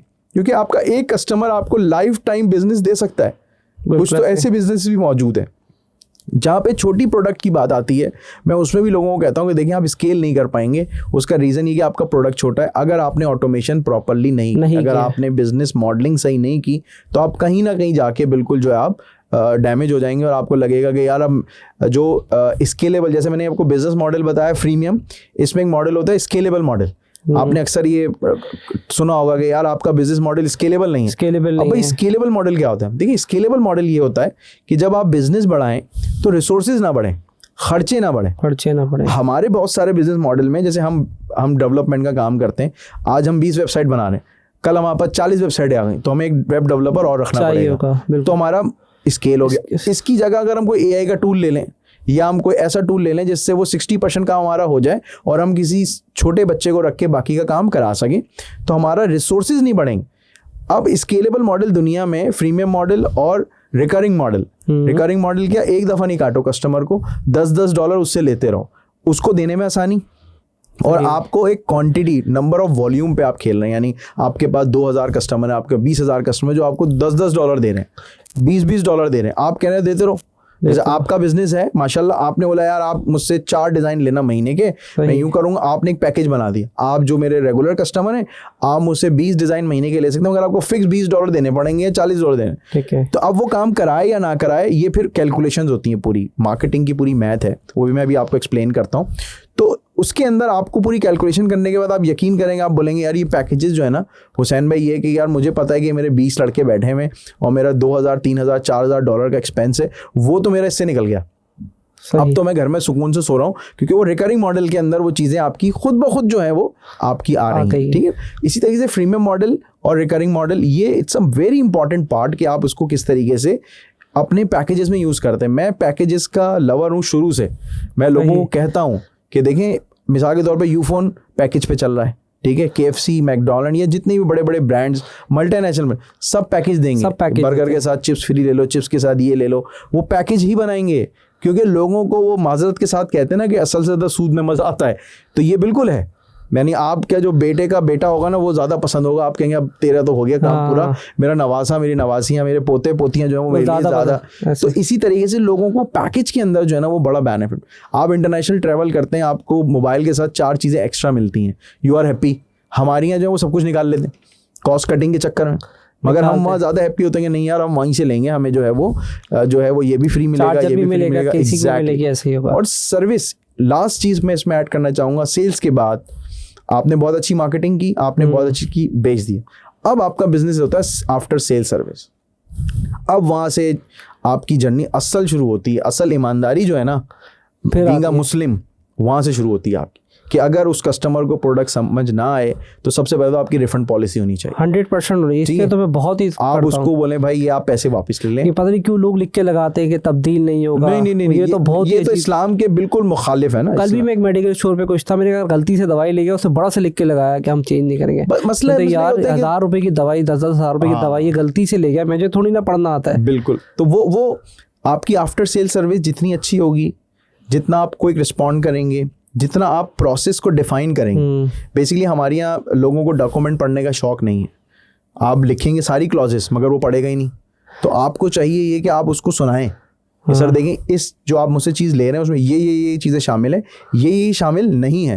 अच्छा आप सर हैं उसको ना पढ़ें, जो नहीं है प्लीज़ वो ज़रूर पढ़ लें, ताकि कल आप मुझे ये ना बोलें कि यार आपने तो ये भी वादा किया। अभी तो सबकी मुझे ऐसी हैबिट लगती है कि लोगों ने भी पढ़ना छोड़ दिया और ज़्यादा। पहले तो फिर भी थोड़ा बहुत देख लेता, तो कोई चीज़ भेज दो, कहता वो मैंने भी क्लिक करके खोल के नहीं देखा, मैंने कहा यार कसम से तुम। वो उन्होंने ओके कर दिया, और आप जब आफ्टर सपोर्ट देने के लिए आप आए तो आप कह रहे सर अब ये तो नहीं हो सकता, हम तो मेंटेनेंस में थे। भाई मेंटेनेंस तो आपको ज़िंदगी भर। मेरे पास भी एक कस्टमर का फ़ोन आया, आप इमेजिन करें, और हमने उसको सपोर्ट किया। 13 साल पहले वेबसाइट बनाई थी, 13 ईयर्स, उसकी साइट बंद हो गई। क्यों जी? वर्डप्रेस के वर्जन अपडेट हुए, उसकी होस्टिंग ने साइट बंद कर दी। कह रहा आपने बनाई थी, आप सही करके दें। मैंने कहा सर 13 ईयर्स, नहीं मुझे नहीं पता। अच्छा हमारे यहाँ कुछ लोग हैं जो बाय फोर्स कराना भी चाहते हैं, मगर हम हंसते हैं, हम कहते हैं कोई बात नहीं सर, हमें खुशी इस बात की है कि आपने हमें याद रखा और हमारे पास आए। आप हमारे लॉयल कस्टमर हैं और हम 13 साल बाद भी आपकी फ्री में अपडेट करके देंगे। सही, तो हम उनको करते हैं और हमें इससे फ़ायदा होता है, हमारा कस्टमर हमें रेफ़र करता है। आप बिलीव करें हमारे साथ 19 साल से कस्टमर चल रहे हैं अल्हम्दुलिल्लाह। और वो खुद कहते हैं, मैं फ़ोन आता है, हुसैन भाई बहुत अच्छे दोस्त हैं क्योंकि क्लाइंट पुराने दोस्त हो जाते हैं, उनको बिलिंग डिपार्टमेंट बिल भेजता है, यार तुम ज़्यादा पैसे ले रहे हो। मैंने कहा सर सर्विस भी तो दे रहे हैं। हाँ यार ये बात है, चलो जी दे दो। उनको पता है कि वो ज़्यादा पैसे दे रहे हैं, ऐसा नहीं उनको नहीं पता। मार्केट में कंपटीशन है, जो काम हम 10,000 का कर रहे हैं वो मार्केट में 5,000 का हो रहा है, मगर वो सिर्फ ट्रस्ट की वजह से, आपकी आफ्टर सेल सपोर्ट अच्छी होने की वजह से आपको बिजनेस देते जा रहे हैं। आपको वो नहीं ब्रेक ले रहे, आपको कहेंगे यार आप चलाते हैं। तो जो लॉयल्टी है कस्टमर के साथ, वो मैंने कहा ना, marketing, sales and after services, अगर ये तीनों डिपार्टमेंट आपके बिल्कुल स्मूथली काम कर रहे हैं तो आपको सक्सेस से कोई नहीं रोक सकता। जहाँ पर भी आपने डील छोड़ी, और इसमें एक बड़ी इंपॉर्टेंट बात ऐड करूंगा एज अ CEO या जो प्रोजेक्ट मैनेजर्स हैं उनके लिए, कि आपने ट्रस्ट बिल्कुल करना है मगर ब्लाइंड ट्रस्ट नहीं करना। किसी भी डिपार्टमेंट को ब्लाइंडली नहीं छोड़ना, ये एक बहुत इंपॉर्टेंट पार्ट है स्पेशली। और वो CRM के थ्रू आई थिंक वो कनेक्टेड हो जाएगा। CRM के थ्रू सारी मॉनिटरिंग हो रही है, हर चीज़ रिकॉर्डेड होनी चाहिए, हर चीज़ में जो डायरेक्टर्स हैं, CEOs हैं या जो भी व्हाटएवर है वो खुद इन्वॉल्व हो, तो आपको मॉनिटरिंग करने में आसानी, और आपका बिजनेस देखें अक्सर ये होता है, हम ना किसी और की बात पे फैसले कर रहे होते हैं कि आपके मैनेजर ने कहा कि यार फला एजेंसी सही काम नहीं कर रही, या फला जो एड्स हैं वो सही नहीं आ रहे हैं, सही नहीं, डेटा नहीं चेक कर। तो भाई क्यों नहीं कर रहा, शो में मुझे दिखाओ, I want to check myself, कि मैं देखूँ खुद भाई के क्यों नहीं हो रहा ये सही। मैं सेल्स की कॉल खुद करूँगा, मुझे दिखाओ भाई कैसे कॉल नहीं हो रही सही। अब वो बोल रहा है सर लीडें सही नहीं आ रही, क्योंकि देखिए बात ये होती है कि जो CEO होता है ना, वो एक बड़े प्रोस्पेक्ट में काम कर रहा होता है, उसको पूरी कंपनी चलानी होती है, उसको 100 लोगों की तनख्वाहें देनी होती हैं। अब वो 100 लोगों की तनख्वाह के लिए वो 3 लोग बैठे हैं सेल्स के, वो तो कहते हैं यार हमारे तो 2-2 लाख पूरे हो गए, अब हम तो चिल पार्टी करते हैं, अब कॉल की ज़रूरत ही नहीं है। वो एक माजरत के साथ, एक छोटे माइंडसेट के साथ आते हैं, उनके अपने टारगेट्स होते हैं, वो टारगेट पूरे हो गए, उसके बाद उन्होंने छोड़ना शुरू कर दिया, उन्होंने कहा यार छोड़ो अगले महीने देखेंगे। तो ये इज़ वेरी इंपॉर्टेंट कि आप उस चीज़ पे भी मॉनिटर रखेंगे जब आप मार्केटिंग कर रहे हैं और सेल्स आपके पास कन्वर्ट नहीं हो पा रही, तो क्या आपकी सेल्स टीम इंटरेस्टेड है भी या नहीं, कि उसके टारगेट पूरे हो गए, वो तो बल्ले बल्ले कर रहा है, बोल रहा है सर वो क्या उनके अंदर वो एनर्जी है, क्या वो कहते हैं ना कि भूख है उनके अंदर पैसे कमाने की, हंगरी है वो सक्सेस के। उन लोगों को आप सेल्स में रखें कि यार जो ना दिन देखें ना रात देखें। देखिए मार्केटिंग का सारा जूस सेल्स निकालती है, अगर सेल्स टीम अच्छी नहीं होगी तो आप मार्केटिंग में दुनिया की बेस्ट कंपनी लेकर आ जाएं, आपकी सेल्स नहीं होगी। स्टिल के आप पूरी ऑटोमेशन कर दें। मैं हाईली रिकमेंड करता हूं उन लोगों को कि अपनी सेल्स को ऑटोमेट करें, नो ह्यूमन। जितना ह्यूमन को आप रिमूव करेंगे उतनी ज़्यादा आपकी सेल्स बढ़ेगी और स्केलेबल मॉडल पे जाएंगे। दैट्स व्हाई आपने स्टार्टिंग में डिफरेंशिएट कर दिया था कि एआई में और ऑटोमेशन में कंफ्यूज नहीं होएगा कि हम इस वक्त जो बात करें हम ऑटोमेशन की बात कर रहे हैं, हम एआई की बात नहीं कर रहे हैं। अपने कंपनीज को, अपने ऑर्गेनाइजेशन को, अपने सिस्टम्स को ऑटोमेशंस पे लाएं और हर चीज़ को फॉलो करें, डेटा पे जाएं, इमोशंस पे ना जाएं कि बस ये मुझे सही नहीं लग रहा या डेटा इमोशंस की बेसिस पे नहीं करें। आप सीआरएम डिप्लॉय करेंगे देन यू हैव कि भैया मेरे 50 लीड्स हैं, मैं इनको दोबारा कैसे सिल सकता हूं, लेकिन वो ऑटोमेशंस का पूरा सिस्टम आपके पास रेडी होना चाहिए। एग्जैक्टली, बिल्कुल 100% आपने सही बात की कि इमोशंस जो है उसके अंदर जो है वो इतने ज़्यादा नहीं होने चाहिए। अच्छा हुसैन भाई, एक बात बताएं, जैसे हमने थोड़ा डिफरेंशिएट कर लिया एआई और ऑटोमेशंस को तो समझ में आ गए, लेकिन इंडस्ट्री में जैसे आपने बात की कि मार्केटिंग और सेल्स के बंदे डिफरेंस होते हैं। हम अभी एआई की ऑटोमेशन या मार्केटिंग की बात करते हैं, तो मार्केटिंग के अंदर लोगों के क्या यहाँ पाकिस्तान स्पेशली कराची के मिसकॉन्सेप्ट्स करने, गलत फहमियाँ हैं लोगों की, तो मैं चाहता हूँ कि वो भी हमारे इस पॉडकास्ट में डिस्कस हुए। बिल्कुल, इसमें मैंने बहुत सारी लोगों को देखा कि ट्रेंड चेंज हो रहे हैं, आहिस्ता आहिस्ता लोग लर्न कर रहे हैं और बहुत ज़्यादा जो पैसा बर्न आउट होता था पहले वो होता था इवेंट्स के ऊपर। तो बहुत सारे लोग ट्रैवल करके इवेंट्स में जो है वो जाते थे, वो बहुत ज़्यादा खर्चा करते थे। ये तो अभी दोबारा ट्रेंड नहीं शुरू, दोबारा ट्रेंड शुरू हुआ है, मगर ये कोविड में थोड़ा सा ड्रैग हुआ था, ड्रॉप हुआ था, क्योंकि अब हम जब पाकिस्तानी ट्रैवल करते हैं तो हमारे लिए कॉस्ट वाकई बहुत ज़्यादा है। आज से थोड़े अरसे पहले हम करते थे तो बहुत सस्ते में होता था, अब आप बहुत ज़्यादा है। अब तो स्टॉल ही आपको जो है ना वो 2-2 मिलियन का स्टॉल मिल रहा होता है, तो वो आपकी बहुत बड़ी कॉस्ट है और उसमें कन्वर्जन जो है वो इस तरीके से नहीं आ पाते। तो मैं अपने बहुत सारे लोगों को ये कहता हूँ कि देखिए, अगर आपके पास वो ट्रैवलिंग बजट्स नहीं है और अगर आप समझते हैं कि 1-to-1 ही बिज़नेस किया जा सकता है तो ये गलत है। जैसे इम्पॉर्टेंटली टेक्सटाइल का बिज़नेस, बहुत सारे टेक्सटाइल वाले जो हैं वो कहते नहीं जी हम जाके जर्मनी में बैठेंगे तो ही हमें जो है वो बिज़नेस जो है वो मिलेगा। बिल्कुल सही कह रहे हैं वो, और उनको उसकी ज़रूरत भी है। हम क्या करते हैं, डिजिटली एक स्ट्रैटेजी हम बनाते हैं नॉर्मली लोगों के लिए कि आप जर्मनी जाना चाहते हैं और आपने कहा कि जी मेरा प्लान है, मैं एग्जीबिशन में पार्टिसिपेट करने जा रहा हूँ, तो आपकी प्रिपरेशन क्या है? आपने कहा कोई प्रिपरेशन नहीं, जाएंगे स्टॉल खोल के बैठ जाएंगे वहाँ, तो जो आगे आ गया, जो नहीं आया वो नहीं आया। तो हम ये कहते हैं कि सर 2 months बिफोर आप एक स्ट्रैटेजी हम बनाते हैं। हमारे पास जो है B2B के अंदर सबसे बड़ा जो बिज़नेस चलता है वो लिंक्डइन के थ्रू चलता है। हमने एक अपना AI का टूल डिज़ाइन किया है जिसके अंदर डाटा फैचिंग होती है। डाटा फैचिंग में से क्या मुराद है? आपने कहा कि यार जर्मनी में जितने भी इम्पोर्टर हैं टेक्सटाइल के या जीन्स के या वट एवर कैटेगरी, आपने एक पूरी डेजिग्नेशन लिस्ट दी और आपने कंट्री लिस्ट दी या सिटी लिस्ट दी, हम उसका पूरा डाटा फैच कर लेते हैं। सही फैच करने में उनका ईमेल, टेलीफोन, उनका लिंक्डइन प्रोफाइल, सब चीज़ें हम फैच कर लेते हैं। फैच करने के बाद फिर लिंक्डइन का एक और AI टूल हमने डिज़ाइन किया है, उसके अंदर क्या होता है कि वो आपको डेली बेसिस पे कनेक्शंस बनाना शुरू कर देता है। यानी डेली बेसिस पे आप 20 लोगों को आप कनेक्शंस भेजें कि I am coming in GITEX, manually या ऑटोमेशन। देखिए हमारा पूरा सिस्टम हमने ऑटोमेट किया है। देखिए हमारे पास 6 लोग हैं सिर्फ और हम बहुत सारे क्लाइंट को हैंडल कर लेते। बोलते यार एक टीम कहाँ है? हमने कहा सर हमने सारा पैसा ऑटोमेशन पे खर्च कर दिया है, टूल्स बना लिए हमने सारे। अब वो टूल्स बनने के बाद जो काम लिंक्डइन का एक बंदा बेचता था, एक तो वो स्पैम हो जाता था, उसमें आप कंट्रोलिंग नहीं कर सकते थे। अभी मैं एक चीज़ और बताऊँगा आपको, उसके अंदर इसके अंदर कंट्रोलिंग्स भी है। आपकी एक चीज़ होती है जिसको हम वार्म अप्स कहते हैं, अकाउंट वार्म अप करना।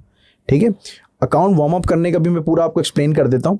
तो वो ऑटोमेटिकली सॉफ्टवेयर में अकाउंट वार्म अप्स होते हैं और आपको लिस्टें जाना शुरू हो जाते हैं। तो 2 months पहले आपने कहा कि यार हुसैन ये 1200 या 1000 या 2000 लोग निकलें, मैं ये चाहता हूँ कि हम 3 लोग जा रहे हैं, उन तीनों को इन 500-500 को सबको कनेक्ट करा दो। सही, राइट। अब जब आप वहाँ जाएँ तो यू ऑलरेडी प्रिपेयर और आपके पास ऑलरेडी वहाँ पे अपॉइंटमेंट्स मौजूद हैं लोगों की कि भाई ये 500 लोग मेरे, 500 तुम्हारे, 500 तुम्हारे, तो इसमें से 25-25 अपॉइंटमेंट्स तो बन गई। ठीक है, आपकी कम्युनिकेशन स्टार्ट हो गई। आपने कहा सर हम ये प्रोडक्ट देते हैं, हमारी ये फैक्ट्री, हमारा यूँ है। आप लोगों के साथ कम्युनिकेशन कर ली, sir I am coming on that date, तो let's meet in face to face to close the deal. तो अगर आपको इवेंट में जाना है तो दिस इज द राइट, पहले प्रिपरेशन आप करें और फिर आप एक्सपेंस करें। आप बिलीव करें कि आपके नंबर्स चेंज होंगे। और हमारे पास इसकी बहुत सारी केस स्टडीज़ जो हैं वो मौजूद हैं और लोगों ने बड़ा अप्रिशिएट किया है कि यार वाकई हम वहाँ गए तो हमसे एग्जिबिट यानी जो विजिटर्स थे उनका वेट नहीं कर रहे थे। हमें 100% पता था ये 25 लोगों से हमें मिलना है और हमारा इतना बिजनेस क्लोज हो जाएगा। अब जो एक्स्ट्रा आया वो हमारे लिए टॉपअप है। सही, ठीक है। तो इवेंट्स में जाना बुरा नहीं है, बहुत अच्छा है, मगर अगर आप इवेंट्स में नहीं जा पाते तो आप उसको डिजिटली एग्जीक्यूट करें। फिर वही बात, अगर आपकी स्ट्रैटेजी अच्छी है, आप अच्छे तरीके से काम कर सकते हैं, आपको पता है हाँ ये बायर मेरा वहाँ से मैं ले सकता हूँ। जैसे एक्सपोर्टर्स में राइस एक्सपोर्टर्स हैं बहुत सारे, जो फूड का हमारे यहाँ पाकिस्तान से फूड जाता है, फ्रूट्स जाते हैं, टेक्सटाइल हमारे यहाँ सबसे बड़ा जो हमारा एक्सपोर्ट है टेक्सटाइल की है। आईटी की एक्सपोर्ट आप देखें माशाल्लाह से बहुत बड़ा, आईटी की एक्सपोर्ट हमारी बढ़ी, तो वो बहुत सारे लोग इन्हीं चीज़ों को से जो है वो टारगेट कर रहे हैं। अगर लोग कहते हैं कि यार आईटी में जो है, अगर लोग कहते हैं कि जी हाँ नहीं मिलता बिजनेस, तो आप मुझे बताइए आईटी इंडस्ट्री कैसे ग्रो कर गई? क्या सबने ट्रैवल किया है? वो तो फ्रीलांसर्स हैं, वो तो घर पे बैठे काम कर रहे हैं, उन्होंने बिजनेस ले लिया है, तो आप क्यों घर बैठे बिजनेस नहीं ले सकते? वो टेक्सटाइल फैक्ट्रियाँ बंद करके जो है ना वो कह रहे हैं जी हमें भी आईटी कंपनी खुलवा दो। आप बिलीव करें कुछ ऐसे लोग भी आ रहे हैं। लेकिन सर आपके पास तो इतना बड़ा बिजनेस सेटअप है, आप इसको क्यों नहीं एक्सपेंड कर रहे? क्यों? क्योंकि दे आर नॉट रेडी कि उसको डिजिटलाइज करके एक्सपेंड करें। वो बेसिकली लीड जनरेशन उनको समझ नहीं आ रही, लीड जनरेशन को समझ नहीं आ रही। वो कह रहे हैं यार क्लोजिंग कैसे करें। तो वही मैं आपसे अर्ज कर रहा हूँ कि अगर उन्होंने प्रॉपरली डिजिटल पे खर्चा नहीं किया, अब देखें ना बड़े बड़े ब्रांड्स कर रहे हैं, ऐसा नहीं उन्होंने अपनी इन हाउस टीम्स भी रखी, मगर प्रॉब्लम जो मैंने आपको पहले बताया ना, वो एसईओ का बंदा है, वो डिजिटल का बंदा है, मगर उसको स्ट्रेटेजी नहीं है, उसके पास स्कोप ही नहीं है। तो आप तो ऐसे कंसल्टेंट हायर करें, हम जैसे बहुत सारे लोग मौजूद हैं जो आपको स्ट्रैटेजीज बना के दे सकते हैं, डिजिटल की स्ट्रैटेजी, मार्केटिंग स्ट्रैटेजीज बना सकते हैं। आप MBAs को ऑन एक कॉन्ट्रेक्चुअल बेसिस पे हायर करें कि भाई आप जाइए और हमारी स्ट्रैटेजी पूरी डिज़ाइन करें, उसमें क्या क्या चीज़ें होंगी, किस तरह, और उस जो मार्केटिंग के बंदे होंगे वो पूरे के पूरे आपकी एंड तक बिजनेस को लेकर जाएंगे। मैं तो कहता हूँ कि आप जो फ्रेशर्स आते हैं बच्चे जो BBA करके या MBA करके निकलते हैं मार्केटिंग्स के अंदर, उनको आप इंटर्न्स हायर करें, वो आपको बड़े लो कॉस्ट में मिल जाएंगे, और उनको भी चाम चाहिए होता है किसी कंपनी में काम करने तो वो पूरी आपकी स्ट्रैटेजी बनाए, उनकी पूरी एजुकेशन को आप यूज़ करें। हम तो अपना पूरा टेम्पलेट भी बना के लोगों को दे देते हैं, भाई आप ये चीज़ें फिल करके दे दें हमें, हम आपका बाकी काम कर देंगे। वो they are not ready to pay strategy. यार ये डॉक्यूमेंट बनाने के पैसे लोगे? तो मैंने कहा सर हम रिसर्च करेंगे ना, हम ये सिर्फ थोड़ी स्ट्रैटेजी आपको दे देंगे, हम ये बताएंगे आपकी जो पानी की बोतल हम बेच रहे हैं ये कितने लोग हैं खरीदने वाले, किस मार्केट सेगमेंट में बिकती है, उसी को डिपेंड करके हम पर्सोना बनाएंगे। बहुत सारी रिसर्च एंड R&D इसमें शामिल होती है। लेकिन ये CRM में शामिल है, ये मेरे ख्याल में अलग अलग टूल ये सब अलग अलग टूल ये देखें, ये स्ट्रैटेजीज के अलग अलग टूल हैं जो मार्केटिंग के। देखिए क्योंकि मैंने ये कभी सुना नहीं है, मतलब मैंने खुद लिंक्डइन का तो देखा था, इस पर मैं थोड़ा ज़्यादा, क्योंकि बहुत ज़्यादा इन्फ्लुएंसर और बहुत ज़्यादा भी लिंक्डइन पे डिस्कशन चलती है, एंड लिंक्डइन बड़ा ट्रेंड पे है, तो थोड़ा इस पर बात करना चाहता हूँ। वो इस वजह से कि मैंने ये तो सुना है कि हम उसको जाके कनेक्ट भेजते हैं, मैनुअली पोस्ट करते हैं, उससे आपको रेलेवेंसी बनती है, लेकिन आपने क्या करा, ये ऑटोमेशन का सिस्टम थोड़ा। मैं आपको अपनी हेल्प कर देता हूँ, आपके यूजर्स के लिए हेल्प कर देता हूँ कि लिंक्डइन के लिए 2 टूल्स या हम थोड़ी एक बात काट रहा हूँ जी उसमें हम ज़्यादा से ज़्यादा कहते हैं सेल्स नेविगेटर ले लें या प्रीमियम अकाउंट ले लें। मैं यही कह रहा हूँ, मैं आपकी इसमें हेल्प करता हूँ, और आपके यूजर्स के लिए एक समझ लें तोहफा होगा मेरी तरफ से। ये 2 देखिए, सबसे पहले तो आपने ना टूल्स पे रिसर्च करनी है, ठीक है। एक टूल है Wilaxy.com, सही, WALAXY Wilaxy.com। ये आपको थोड़ा सा एक्सपेंसिव है, ये आपको $100 चार्ज करेगा और आपको 3 यूजर्स देगा। इसके अंदर ये पूरी ऑटोमेशन देगा, कंप्लीट लिंक्डइन के यूजर्स को सर्च करना, डाटा फैच करना और लोगों को रिक्वेस्ट भेजना, ठीक है। एक टूल बेस्ट है, मैं हाईली रिकमेंड करता हूं, मगर ये $100 का एक टूल है जो उसका इनिशियल पैकेज, और ये $100 कुछ भी नहीं है, सही, इज नथिंग। हमारे पास ये टूल्स हमने लिए हुए हैं और हम क्लाइंट का इस पे बैकअप पे चला। दूसरा टूल है इसके अंदर क्लोज HQ के नाम से, सही। ये दोनों टूल्स जो हैं वो ये काम करते हैं आपका, ठीक है। इसके अलावा भी बेइंतहा टूल है, ऐसा नहीं है कि टूल्स नहीं है, बेइंतहा टूल्स हैं जो आप गूगल पे जाके क्यूरी डालें आपके AI automation, LinkedIn automation tools वो आ जाएंगे आपके। अच्छा, मैं आपको इंपॉर्टेंट बात बताता हूँ, वार्म अप वाली। जैसे टूल्स तो आ गए, आप टूल में वार्म अप समझना जरूरी है। आप वार्म अप्स क्या होते हैं, ईमेल मार्केटिंग में भी वार्म अप्स होता है, और हर चीज जिसको सेंड किया जाए, व्हाट्सएप का भी वार्म अप होता है। वार्म अप आप ये समझ लें कि आप 2 रोटी रोज खाते हैं और मैं आपको 10 रोटी खिला दूं तो क्या होगा, बदहजमी हो जाएगी, पेट बोलेगा भाई क्या हो गया, क्या आ रहा है, ऊपर से समझ नहीं आएगा ना, तो वो कुछ ना कुछ तबीयत खराब कर देगा। सेम जब आप व्हाट्सएप मार्केट कर रहे हो, ईमेल मार्केटिंग कर रहे हो, लिंक्डइन, जब भी आप कोई चीज़ सेंड कर रहे हैं, अचानक से आपने कोई बम्बार्टमेंट कर दी तो उसको स्पैम कंसिडर करेगा। वार्म अप का तरीका क्या है, आप ग्रेजुअली उसको बढ़ाएं। लोग व्हाट्सएप मार्केटिंग करते हैं, वो कहते हैं यार हमारे नंबर वार्म अप्स नहीं है। भाई वार्म अप्स क्यों नहीं है, क्योंकि आपकी कम्युनिकेशन नहीं है। आप अभी डेली पूरे व्हाट्सएप पे 20 मैसेज भेजते थे, अचानक से आपने 5000 भेज दिए, 200 भेज दिए, तो व्हाट्सएप कहेगा जी आप इसको ब्लॉक करें। आप रोजाना 10 मैसेज भेजें, फिर उसको 20 करें, फिर 30 करें, फिर 40 करें, फिर 100 करें, फिर 200 करें, फिर आहिस्ता आहिस्ता उसको 6 महीने में वार्म अप करें। जब वो वार्म अप हो जाएगा तो व्हाट्सएप हो, फेसबुक हो, लिंक्डइन हो, कोई भी हो, वो कहेगा कि हाँ यार ये तो डेली इतना ही काम करता है। तो इस ऑटोमेशन से फ़ायदा होता है कि जो ईमेल वाला हमारा ईमेल मार्केटिंग का टूल है, उसमें उन्होंने पूरा वार्म अप डाला है। 6 महीने 8 महीने लगते हैं एक डोमेन को वार्म अप होने में। फिर उसकी कैपेसिटी बनती है कि वो 6000, 5000 या 10,000 ईमेल वन शॉट में भेज सके। तो इसके लिए मल्टी डोमेन लोगों ने करा के उसको हमने मल्टी डोमेन करके हमने उसको वार्म अप पे लगाया हुआ है। उस पर अपने ऑटोमेशन की हुई है कि भाई हर दिन 5 ईमेल जाएं, फिर अगले दिन 10 ईमेल जाएं, फिर 20, 30, 40, 50 इस तरह करके 6 महीने में उसका वार्म अप का पर डे का रेशो जो है वो 8,000, 9,000 जो आ जाता है। इसी तरह लिंक्डइन में भी पहले दिन ही आपने 200 मैसेज नहीं भेज देना है, उसमें वार्म अप पे लगाना है। पहले दिन आप उसको इतने भेजें, फिर उसमें कैलेंडर लगा हुआ है पूरा कि आप कितना इंटरवल देना चाहते हैं, 1 घंटे के गैप के बाद, 2 घंटे के गैप के बाद, फिर किस किस दिन आप इन्विटेशन भेजना चाहते हैं, ये भी आप भेज सकते हैं। क्योंकि बेसिकली अब ये इसलिए साथ बता रहे हैं कि लिंक्डइन से वो लीड निकालेगा, ईमेल निकालेगा, तो अभी ईमेल्स भी तो भेजनी है, ईमेल भी भेजनी है, तो फिर वो वार्म अप का तरीका भी इंपॉर्टेंट है कि लीड्स तो निकल गई, एग्जैक्टली, तो ये दोनों कनेक्टेड ही है। सब ऑर्गेनिक B2B के लिए बेस्ट है। ये जो मैंने आपको बता दिया ना, ये समझ राज है हमारी कंपनी का जो मैंने आपको बताया। बड़े जल्दी से आपने B2B बोला, ये B2B का मतलब भी बताएं, क्योंकि लोग समझेंगे शायद क्योंकि वो नॉर्मल प्रोडक्ट के लिए इसको यूज ना कर लें। नहीं देखिए, कर सकते हैं, नॉर्मल भी इसको आप कर सकते हैं। B2B में इसके लिए कह रहा हूँ कि एक एक्सपेंसिव टूल आप लेंगे तो आपकी एक्सपेक्टेशन भी होगी कि यार आप वो उस डाटा को टारगेट कर सकें। क्योंकि B2C में जाएंगे तो बल्क हो गया, बल्क होगा, वो बल्क में जाया भी हो जाता है। बल्क में भी देखिए B2C में भी कुछ प्रोडक्ट ऐसी होती हैं जिसका टिकट साइज अच्छा होता है। जैसे हम टेक्निकली तो B2B होता है, मगर B2C भी हम कंसिडर करते हैं कि यार वेबसाइट बना रहे हैं, क्वांटिटी में बना रहे हैं, मगर हमारी वेबसाइट जो है वो 1 लाख की भी होती है, 2 लाख की भी होती है। तो हमारे लिए वो $100 पर मंथ खर्च करके 10 वेबसाइट के कॉन्ट्रैक्ट उठाना हमारे लिए बेहतर है। तो हम उसको B2B B2C में वो लोग करें जिनका टिकट साइज थोड़ा सा बेहतर है, और वो करें क्योंकि इसमें बैठे सारे कॉर्पोरेट है, इसमें आपको नॉन कॉर्पोरेट नहीं मिलेगा। आप कोई भी एप्लीकेशन सेल करना चाहते हैं, आप उसके थ्रू जो है वो आप उसको जो है वो सेल करें और आपके नंबर जो है वो बढ़ेंगे। ग्रेजुअली देखें, इवेंट्स को कम करें, ट्रैवलिंग कॉस्ट जितना आप ज़्यादा करेंगे। देखें, मैं बहुत सारे लोगों को कहता हूँ माजरत के साथ, ये जो मार्केटिंग मैनेजर आते हैं घूमने जा रहे होते हैं, आप बिलीव करें, उनसे पूछे भाई क्या प्रिपरेशन है, कुछ नहीं, ब्रोशर बनवा लिए, स्टैंडिए बना ली, माल लिया, चले गए। भाई कितनी मीटिंग है वहाँ? हाँ सर 4 मीटिंग है। नहीं भाई 400 मीटिंगें रखो ना, 400 रखोगे तो 40 होंगी।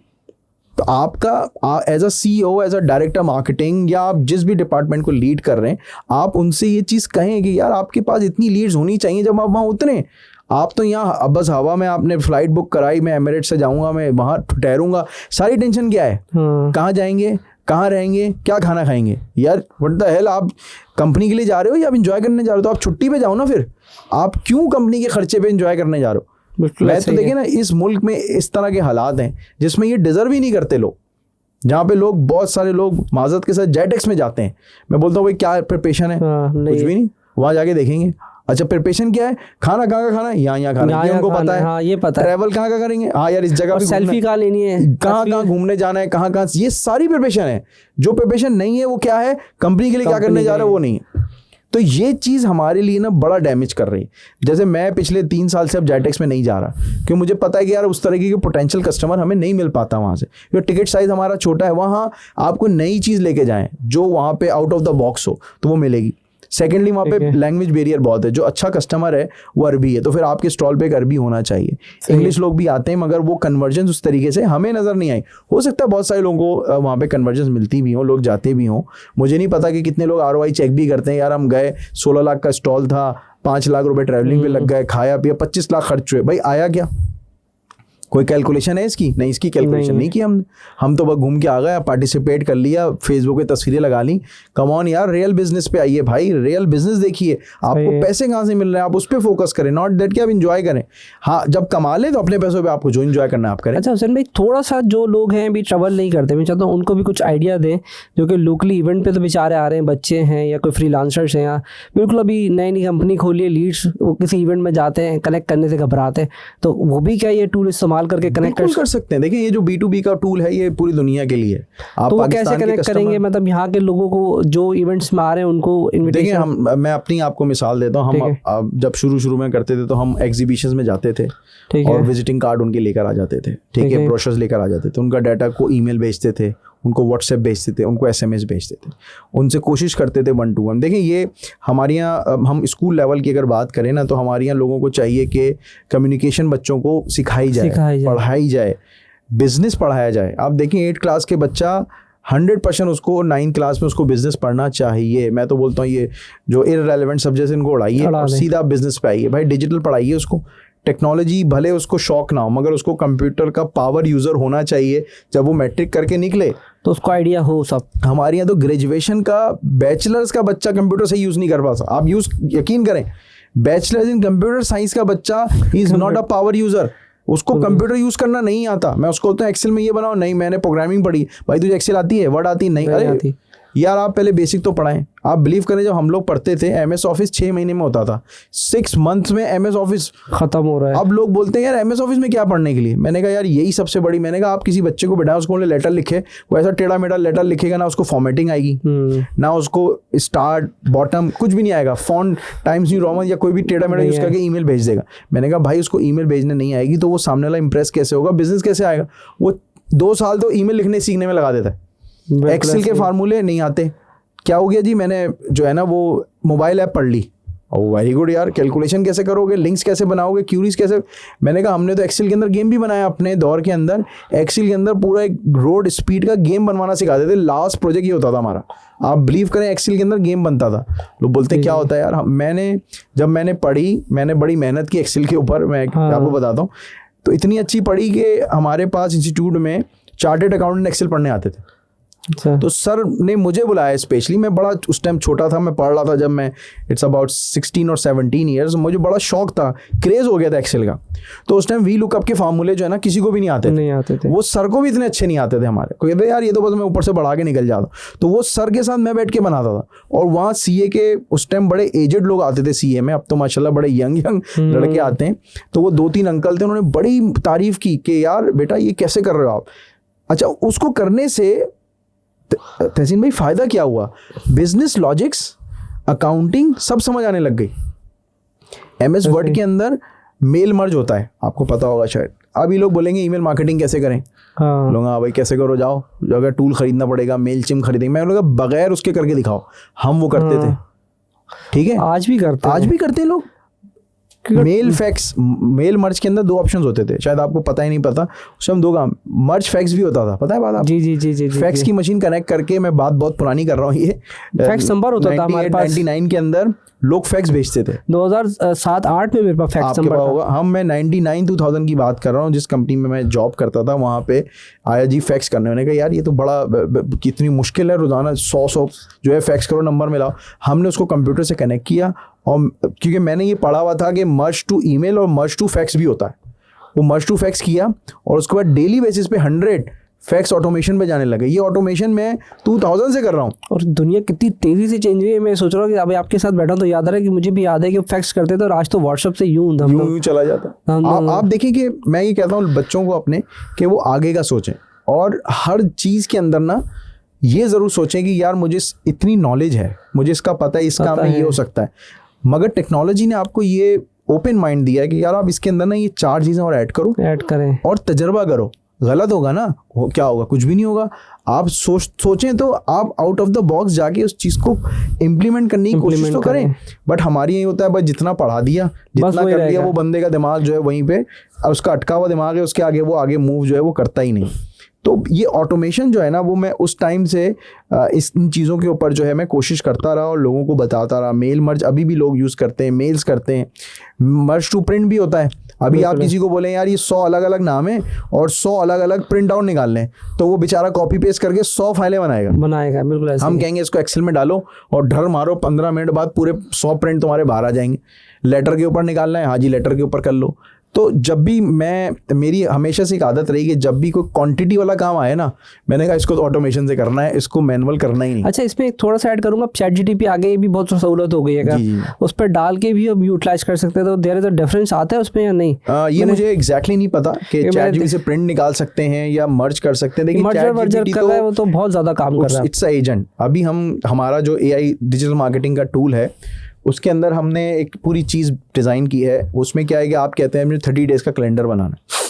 आप कैसे बनाएंगे कैलेंडर? पहले आप कंटेंट लिखवाएंगे, फिर कंटेंट अप्रूव होगा, फिर इमेज के पास जाएगा, डिज़ाइन होगा, डिज़ाइन होने के बाद वो सोशल मीडिया वाले के पास जाएगा, वो सोशल मीडिया वाला उसको पोस्ट करेगा, वो हैशटैग ढूंढेगा और लगाएगा। हमने क्या किया, हमने पूरा ChatGPT से अपने सॉफ्टवेयर को कनेक्ट कर दिया। आप जाएं अच्छा सा प्रॉम्प्ट लिखें, I want to create post for my digitizing business for next 4 Fridays with these hashtags, and I want to offer a Blessed Friday offer with 20% of discount. ठीक है, तो वो आपको 1 मिनट के अंदर या लेस देन 1 मिनट के अंदर सबसे पहले पूरा कंटेंट कैलेंडर बना के देगा। हमने कहा कि इस कैलेंडर को हमारे जो सॉफ्टवेयर है उसके साथ कनेक्ट किया हुआ है हमने, उसके अंदर आप शेड्यूल कर दें, तो वो खुद बनाएगा और खुद ही शेड्यूल कर देगा। फिर आपने वो कंटेंट उठाया पूरा, और चैट जीपीटी के अंदर इमेज बिल्ड का ऑप्शन है, आप वहाँ गए, आपने इमेज पूरी बनाई और वो इमेजेस ऐड कर दी। अब 30 डेज का कैलेंडर हम क्लेम कर रहे हैं कि आप 30 मिनट्स के अंदर बना के लाइव कर सकते हैं, और वो ऑटोमेटिकली पोस्ट करता रहेगा, खुद ही पोस्ट नहीं हो गया, शेड्यूल हो गया सर। आप जब वहाँ कमांड डालेंगे ना, वो सारे चैनल्स आएंगे आपके, आप चैनल्स के नाम दें और लिख दें पोस्ट, हमारा सॉफ्टवेयर उसके साथ कनेक्टेड है, सिंक है, वो पोस्ट बनाएगा, हैशटैग डालेगा, सब कुछ डाल के पोस्ट कर देगा। अब आप हमारे सॉफ्टवेयर पे पूरे कैलेंडर को देखें, पूरे कैलेंडर में वो फेसबुक, लिंक्डइन सबकी पोस्टें शेड्यूल हो गई। अब आप उस पर क्लिक करें, देखें हाँ जी ठीक है, ओके सो जाए। बेसिकली डोंकी वर्क था ना हमारे लिए कि भाई कंटेंट लिखो, अप्रूव करो, डिजाइन, अब वो पूरा काम उसने कर दिया। अब आप सोचें यार ये मुझे पास लीडें आएंगी ना, उस पर फोकस करना है मेरे को, मार्केटिंग पे नहीं करना। मार्केटिंग पे अब ये बहुत छोटा काम हो गया ना। अभी एक नया टूल मैंने अभी परसों देखा, बल्कि कल भी मैं इनफैक्ट देख रहा था, उसमें आप वेबसाइट दें, वेबसाइट का यूआरएल दे दें पूरा, अब वो पूरी वेबसाइट को खुद एनालाइज करेगा, एनालाइज करने के बाद आपको स्क्रिप्ट बना के देगा, स्क्रिप्ट बनाने के बाद अवतार के साथ आपको पूरी वीडियो विद वॉइस रिकॉर्डिंग आपको 2 मिनट में बना के दे देगा, सिर्फ ओनली द 2 मिनट्स। और अगर यही काम मैं किसी बंदे को दे दूं तो पहले तो वो स्क्रिप्ट लिखने में 3 दिन खा जाएगा कि सर समझ नहीं आ रहा, अच्छा भाई चैट जीपीटी से लिख लो, चलो, फिर भी वो आधा दिन तो गया स्क्रिप्ट बनाने में। स्क्रिप्ट बनाई, फिर कहेगा अब ग्राफिक, अवतार, वॉइस रिकॉर्डिंग के लिए अलग जाएगा स्टूडियो, चलो जी रिकॉर्ड करो इसको, रिकॉर्ड हो गया, रिकॉर्ड होने के बाद अब वो अवतार के पास जाएगा, अवतार बनाएगा, अवतार बोलेगा जी रिकॉर्डिंग करो। ये कम से कम अगर हमने बड़ा तेज भी काम किया तो 24 घंटे का काम है। बिल्कुल ऐसे ही है। वो 4 से 5 मिनट में अवतार बना रहा है, और आपका अवतार, नॉट दैट कि वो डमी अवतार बना रहा है, आप खुद एक दफ़ा उसमें रिकॉर्डिंग्स कर दें, अपने आप अवतार को रजिस्टर्ड कर दें with your face, with your voice and everything. वो आप ही के अवतार को क्या करेगा, वहाँ पे रेप्लिकेट करेगा, आप स्क्रिप्ट अपलोड करें और पूरे को पूरे वॉइस ओवर करेगा और आपको 5 मिनट में वीडियो बना के दे दे।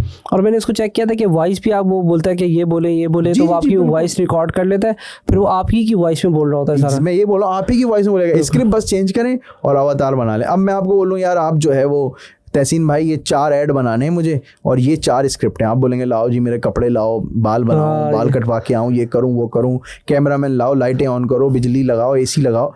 It's a job, it's a hard job. अब हर दफा आपको ये प्रैक्टिस करनी पड़ रही है। अब अवतार में तो एक दफा प्रैक्टिस कर ली, स्क्रिप्ट बदलो, ऐड बनाए जाओ। बिल्कुल ऐसे ही है। तो अब देखिए कॉस्ट कट हो गई, ठीक है, ये बेनिफिट क्लाइंट को भी जाना चाहिए। अब लड़कों को ही सोचना चाहिए यार वो कितना अच्छा स्क्रिप्ट लिख सकते हैं, कितना अच्छा अवतार बना सकते हैं। अब यहाँ जंग शुरू हो गई कि अवतार कितना अच्छा रिकॉर्ड किया जा रहा है, कितना अच्छा उसको डिप्लॉय कर रहे हैं। अब आपको टूल्स में से बेस्ट टूल चूज करना है कि आप किस टूल के अंदर करेंगे। जैसे एक फ्री पिक के नाम से एक टूल आता है, आपको पता होगा, उसमें इमेजेस होती है। अब उसने अपना AI लॉन्च कर दिया, आप बिलीव करें इतनी ज़बरदस्त इमेजेस बन रही हैं, इतनी ज़बरदस्त। अच्छा, फ्री पिक वालों ने AI लॉन्च कर दिया? यस, तो खुद ही इमेजेस उससे बना, पूरे प्रॉम्प्ट लिखे इमेजेस बनाए। उसी के साथ एक आइडियोग्राम के नाम से एक टूल आता है, वो also is a very good, it's better than Freepik. Ideogram में आप जाएंगे तो उसमें अभी हमने पूरी कैंपेन लॉन्च किया, आप बिलीव करें हमने क्लाइंट के 5 लाख रुपए बचा लिए। क्यों? क्योंकि हम प्लान कर चुके थे इसका फोटो सेशन होगा। 6 लड़कों का एक कंपनी है, उसके लिए हम कर रहे थे। 6 लड़के यूनिफॉर्म पहनेंगे, स्टूडियो हायर होगा, 1.25 लाख का स्टूडियो था, फोटोग्राफर आएंगे, एडिट होगा, बने। वो हमारे लड़के ने आइडियोग्राम से उनको बना के कहा कि सर ये देख लें, अगर आपको समझ आता है तो हम। वो पागल हो गए, लगे यार ये गुड टू गो है। एशियन बनाया उसने, रियल, आपको लगेगा ही नहीं कि उसने कोई गोरा है या कोई चाइनीज़ है, रियल एशियन जो हमारे फेसेस हैं वो उसने बनाए, पूरा प्रॉपर यूनिफॉर्म पहनाया और उसने उसको बना के दिया।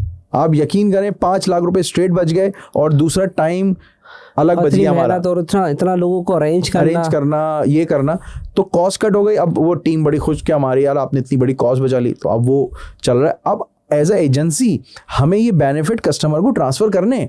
अगर हम ये हरकतें करते रहेंगे, नहीं सर मज़ा नहीं आ रहा, भाई दुनिया चांद पे पहुंच गई। आप पूरी दुनिया की इंटरनेशनल आप जाके कैंपेन्स को देख लें, वो AI ही यूज़ कर रहे हैं, वो बिल्कुल कॉस्ट कट कर रहे हैं। हमारी यहाँ प्रॉब्लम ये कि लेबर सस्ती है, तो हम कहते हैं बंदे हायर किए जाओ, तो भाई बंदे तो हायर करते हो मगर उसमें क्वालिटी नहीं निकलती, टाइम वेस्ट होता है। जो काम 15 दिन पहले होना था 15 दिन बाद होगा, तो 15 दिन तो वेस्ट हुए ना कंपनी के। सही है। तो आप जो है ना इन चीज़ों को यूटिलाइज करें और इसको अडॉप्ट करना ज़रूरी है। नहीं किया तो हम सक्सेसफुल नहीं हो पाएंगे, हम फिर उन्हीं कामों में लगे रहेंगे। नहीं यार, ये अभी प्रिंटिंग का एक पूरा टूल आ चुका है, उसका मैं आपको अभी नाम भूल गया, मैं आपको भेजूंगा। वो प्रिंटिंग टूल के अंदर पूरी जो एक हम 3D का वो बनाते थे बॉक्स मार्किंग के साथ, जो फ्री हैंड के अंदर कम से कम 8 घंटे 7 घंटे में एक बॉक्स का फ्रेम बनता है, विद इन 5 मिनट्स बन जाएगा। हाँ, रिसेंटली कल मैंने ट्राई किया था प्रिंट फुल के ऊपर, नाम याद आया। पहले ये था कि फोटोग्राफी के लिए हमें पूरा हायर करना पड़ता था, अब वो एक लोगो बनाया हमने, उसका बैकग्राउंड एम्ब्रॉयडरी का भी मैंने आपको जैसे विजिट कराया था। तो हम क्या करें, एक टूल में डालते हैं, वो बैकग्राउंड रिमूव करता है और वो हम उसको इमेज दे देता है, वो मॉडलिंग के साथ वीडियो बना के दे रहा है, वो 3D घुमा के दे रहा है आपको पूरा यार। वो तो उसने बहुत ही आउटस्टैंडिंग। अब देखिए मसला तो मेरी टीम परेशान हो गई। मैंने कहा सर भाई हो गया दुनिया में, मतलब फोटोग्राफी एक फीमेल की ड्रेस पर आ गई है। अच्छा, उसको बोला इसको लेफ्ट चेस्ट पे रख दे, इसको कैप पे रख दे, बिल्कुल मॉकअप्स पूरे बना के दे रहा है आपको। ओ यार, वो तो बहुत ही क्लास था। अभी जो मैं आपको ये वाला टूल बता रहा हूँ, ये मैं लिंक जरूर भेजूंगा, इसके अंदर ये 3D मॉडलिंग भी दे रहा है आपको, और उसको सिर्फ एक इमेज दे देंगे, वो 3D मॉडल इमेज बना दें आप उसके अंदर। आपने मॉकअप्स तो बनाए हुए होते हैं ना प्रिंटिंग के लिए, आपने पूरा रखा, आपने बोला इसको चिप्स की थैली पे रहा, वो चिप्स की थैली पे लगाएगा और आपको 3D घुमा के दिखाएगा। अच्छा, पूरा घुमा के दिखा, पूरा आपको 3D वीडियो दिखाएगा, आप दे दें। या उसे कुशन पे भी मेरा लोगो लगा दिया और उसे बैकग्राउंड पे भी लगा दिया। बिल्कुल, अब फोटोग्राफी करना इतना मुश्किल होता था। एग्जैक्टली, वो मॉकअप्स पे लगाना एक बहुत बड़ा जॉब था और उसमें बड़ी लिमिट थी कि भाई आपको एक ही कुशन मिल रहा है, ये काले रंग का, ब्लू नहीं मिल रहा, व्हाइट नहीं मिल रहा, उसी पे लगा के आप दिखाए जा रहे हैं। और वो बोलता था यार ये क्योंकि तस्वीर सीधी है तो उसको मैं टेढ़ा कैसे करूं, उसको भी टेढ़ा बनाओ, और वो एक लंबा था। ये सारी चीजें मैं अपने सारे लड़कों को, अपनी टीम को कहता हूँ कि देखो, अभी अगर आपने इस मॉडल के अंदर सरवाइव करना है तो only the one thing, keep learning है।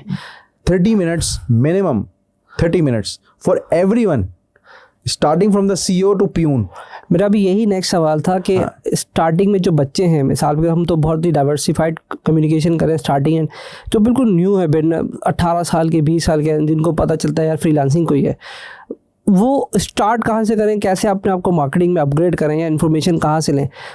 हम इसको 2 क्वेश्चन भी कर सकते हैं। तो न्यू के लिए होगा जो अपने आप को अपग्रेड करना चाहते हैं, जैसे मैंने बहुत सारे भी डिज़ाइनर्स देखे हैं, कंटेंट राइटर देखे हैं कि वो भी तक अपडेट नहीं हो रहे, अपने आप को अपडेट नहीं कर रहे, तो वो कैसे अपने आप को अपडेट करें? देखिए, मैं तहसील में इसके अंदर आपको शुरू से एक लॉ बनता था, आपको भी याद होगा कि लोग कहते थे या बड़े बूढ़े कहते थे कि यार कहीं पर जॉब करो।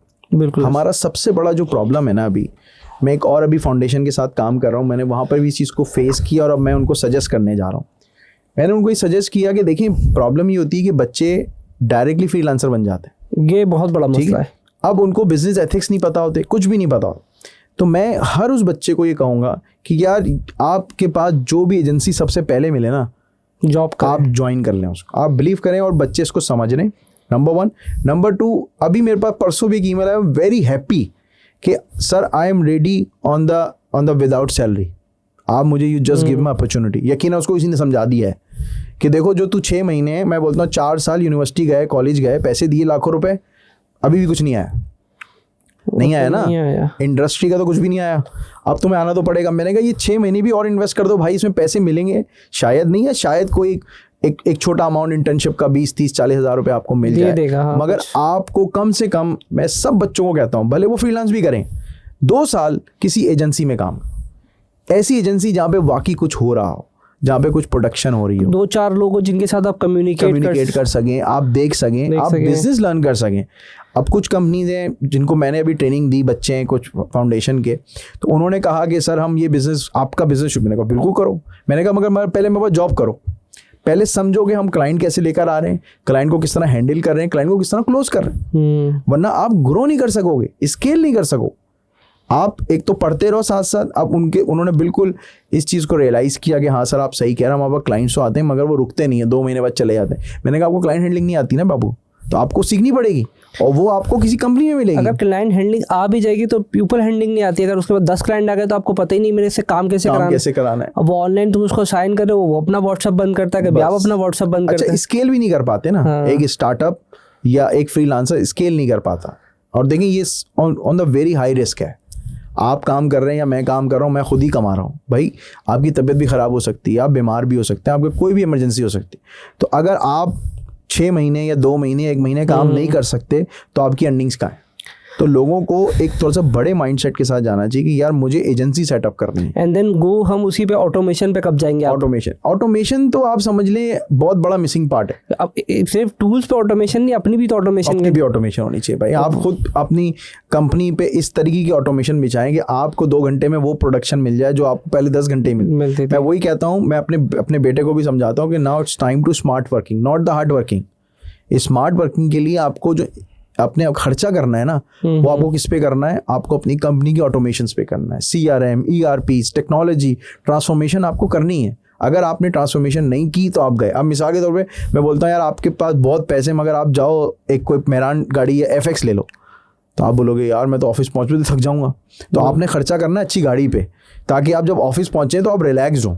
अब ऑफिस में आप गए, AC नहीं चल रहा, धूप आ रही है तो काम नहीं होगा, तो आपने ऑफिस में AC लगाया। ये आपकी बेसिक्स नीड्स है ना, ये तो बेसिक नीड्स पे। इसी तरीके से कंपनी को अगर ग्रो करना है तो आपको टेक्नोलॉजी में पैसा खर्च करना पड़ेगा, आपको टूल्स खरीदने पड़ेंगे। अगर आपने नहीं किया तो आप स्केल नहीं कर सकेंगे। मेरे पास बड़े मेरे क्लोज दोस्त हैं, आप बिलीव करें, जिन्होंने फ्री पिक के भी अकाउंट नहीं खरीदे हुए। तो उनको वो कहते हैं यार हुसैन भाई इमेज डाउनलोड करके दे दो, कहते चलो ले लो। अब महीने की 10-15 पिक्चर होती है, हम क्यों, और कितने का $30 तकरीबन ऑलमोस्ट फ्री डाउनलोड कर देता है वो, फ्री भी देता है, मगर उसकी जो प्रीमियम टूल है, जो AI टूल है, वो नहीं ऑप्शन मिलता उनको। तो लोग उतना खर्चा करने के लिए भी तैयार नहीं है। यार देखिए, जब तक आप इन चीज़ों को खर्चा नहीं करेंगे तो मुश्किल है। जब तक आप अलग कैसे नजर आएंगे? हमें अल्हम्दुलिल्लाह सब कहते हैं यार हुसैन भाई आपके आर्ट फर्म में कुछ ना कुछ हर 1-2 महीने में कुछ ना कुछ नई चीज़ नज़र आती है, जस्ट बिकॉज कि हम उस पर एक्सपेंड कर रहे हैं ना, हम उस पर एक्सपेंस कर रहे हैं, सॉरी, हम उस पर पैसा डाल रहे हैं, तो हमें नई चीज़ मिलती है, हम नई चीज़ लोगों को दिखाते हैं, लोग कहते हैं यार अब हम इनसे ही कराएंगे। मैं भी इसमें आपको ऐड ऑन करना चाहूँगा। मैंने भी 2 दिन पहले ही, मतलब कुछ दिनों पहले ही मैंने जिमनाई ले लिया, तो मेरी ईमेल के रिप्लाई भी ऑटोमेटिक। मुझे तो बोलना नहीं चाहिए, लेकिन है कि पहले लड़का शायद इंग्लिश लिखता था, VR अब वो क्या करता है, लिखता तो वही है, लेकिन मतलब जिमनाई का ये क्लिक है, कर दे इसको, वो रीराइट करके उसको इतना प्रॉपर करता है, थैंक यू फॉर योर, मैंने देखो अब वो भी खुश हो गए। तो उसमें आपका ऑटोमेशन से, और मुझे भी ऐसा लगता है जब क्लाइंट, क्योंकि आपकी ईमेल से आपको अंदाजा लगा रहा है, आपके लिखे हुए से अंदाजा लगा रहा है। बिल्कुल सही बात। अब वो डेफिनेटली $19 गए या $13 गए, मेरे पास दो चल रहे हैं। एक तो पेड JDP मतलब चलाता हूँ और जिमनाई दोनों चला रहा हूँ, क्योंकि ईमेल की वजह से मैंने रखा है Gmail, क्योंकि हमारे इंटरनल चल रहा है, तो वो ऑटोमेटिकली रिप्लाई जा रहा है। और इवन तो मैंने उसको ट्राई किया अभी कल, इतना स्मार्ट हो गया कि एक चैट मिस हो गई और चैट पे कुछ बात करते करते डिस्कनेक्ट हो गई, आइदर हमारे यहाँ से उसके एंड से। सिर्फ मैंने उसको रिप्लाई किया, बटन दबाया, उसे पूरा आंसर लिख के दे गया, sorry for do miss and this is the communication. उसकी ईमेल का रिप्लाई किया, phone number, if you have anything in art work. अच्छा, खुद ही पढ़ लिया उसने, क्या आर्ट वर्क की बात करा था, तो आप मुझे ईमेल करते, मैं रिप्लाई कर दूंगा, let me know the time कि हम आपको कॉल पे बात कर सकते हैं। अगर आप कॉल पे बात यार, मैं कहता हूँ कि मैं किसी एजेंट को रख के समझाना इतना मुश्किल है, आप एक रखेंगे तो वो AI भी आपके ऑटोमेशन पे बहुत अच्छा, वो बहुत ही। और अभी मैंने रिसेंटली ट्राई किया, तो अब तो चैट GTP से भी आप उर्दू में बात कर सकते हैं। बिल्कुल सर, रोमन में आप बात करें, उर्दू में बात करें, आपको वो जवाब देगा आपको वो। और अब तो आप इसमें जो चैट बॉट्स आ रहे हैं, जो हमने AI चैट बॉट अपना WhatsApp का बनाया है, उसके अंदर भी आप रोमन में पूरी आप उसको ट्रेन कर दें, वो उर्दू में जवाब दे देगा आपको। और इवन ये कि आप रोमन में बोले, उसको बोलो मुझे लेकिन लिख के इंग्लिश में, तो वो बिल्कुल कम्युनिकेशन देखें ना, द मेन चीज़ के जो कम्युनिकेशन है उसने आसान की है। देखें, अगर टेक्निकली देखें, हम लोगों को क्यों इतना लग रहा है AI है, वो इसके लिए लग रहा है कि हम लोगों को इसके लिए लग रहा है कि हम काम यही करते थे, लेकिन आप और मैं तो खुश हैं कि अब कितनी चीजें सेंट्रलाइज हो गई। हम लड़कों को समझा के सिखा के कितना पूरे 6 महीने का इन्वेस्ट करते थे, बिल्कुल सही बात, और उसको ट्रेन करते थे। अब अगर कोई लड़का भी आ रहा तो बोलता नहीं, तुझे बस इंग्लिश आती है, जितनी भी गंदी संदी इंग्लिश आ रही लिख दे। सही बात है, अब प्रॉम्प्ट लिखने आनी चाहिए आपको। अब देखें, इसमें भी मैंने कहा ना कि अब देखें स्मार्टनेस कहाँ पे आएगी, अगर आपको प्रॉम्प्ट लिखना ही नहीं आता। अब आप प्रॉम्प्ट लिखना सीखें। अब मैंने अपनी टीम को लगाया कि प्रॉम्प्ट लिखो। शुरू में बड़ी गंदी तस्वीरें बना रहे हैं, आप इतने स्मार्ट हो गए, आप उनसे जो बनवाना चाहें वो आपको ऐसा एक्यूरेट प्रॉम्प्ट लिख कर देंगे कि चीज़ बन जाएगी। तो प्रॉम्प्ट के बारे में अगर सीखना हो, क्योंकि मैं तो भी ये करता हूँ कि प्रॉम्प्ट नहीं, हम तो सिर्फ उसको लिख के देते हैं, तो there is a difference between the prompt, एक अलग चीज। प्रॉम्प्ट अगर देखें ना, प्रॉम्प्ट के बहुत सारे, आप गूगल भी करेंगे तो प्रॉम्प्ट्स के बहुत सारे कोर्सेज भी हैं, और प्रॉम्प्ट्स बहुत सारे रेडीमेड अब तो जरूरत नहीं लगती मुझे आज के दौर में, आज की डेट पर। अभी भी मिसाल के तौर पे अगर आप एक इमेज क्रिएट करें और आप एक प्रॉपर प्रॉम्प्ट से इमेज क्रिएट करें, तो ये चीज़ है अभी, ठीक है। अगर आप वाकई उस जेन्युइन चीज़ पे जाना चाहते हैं, तो जितना आप डेप्थ में बात लिखेंगे, उतनी डेप्थ में वो चीज़ बना के देगा आप।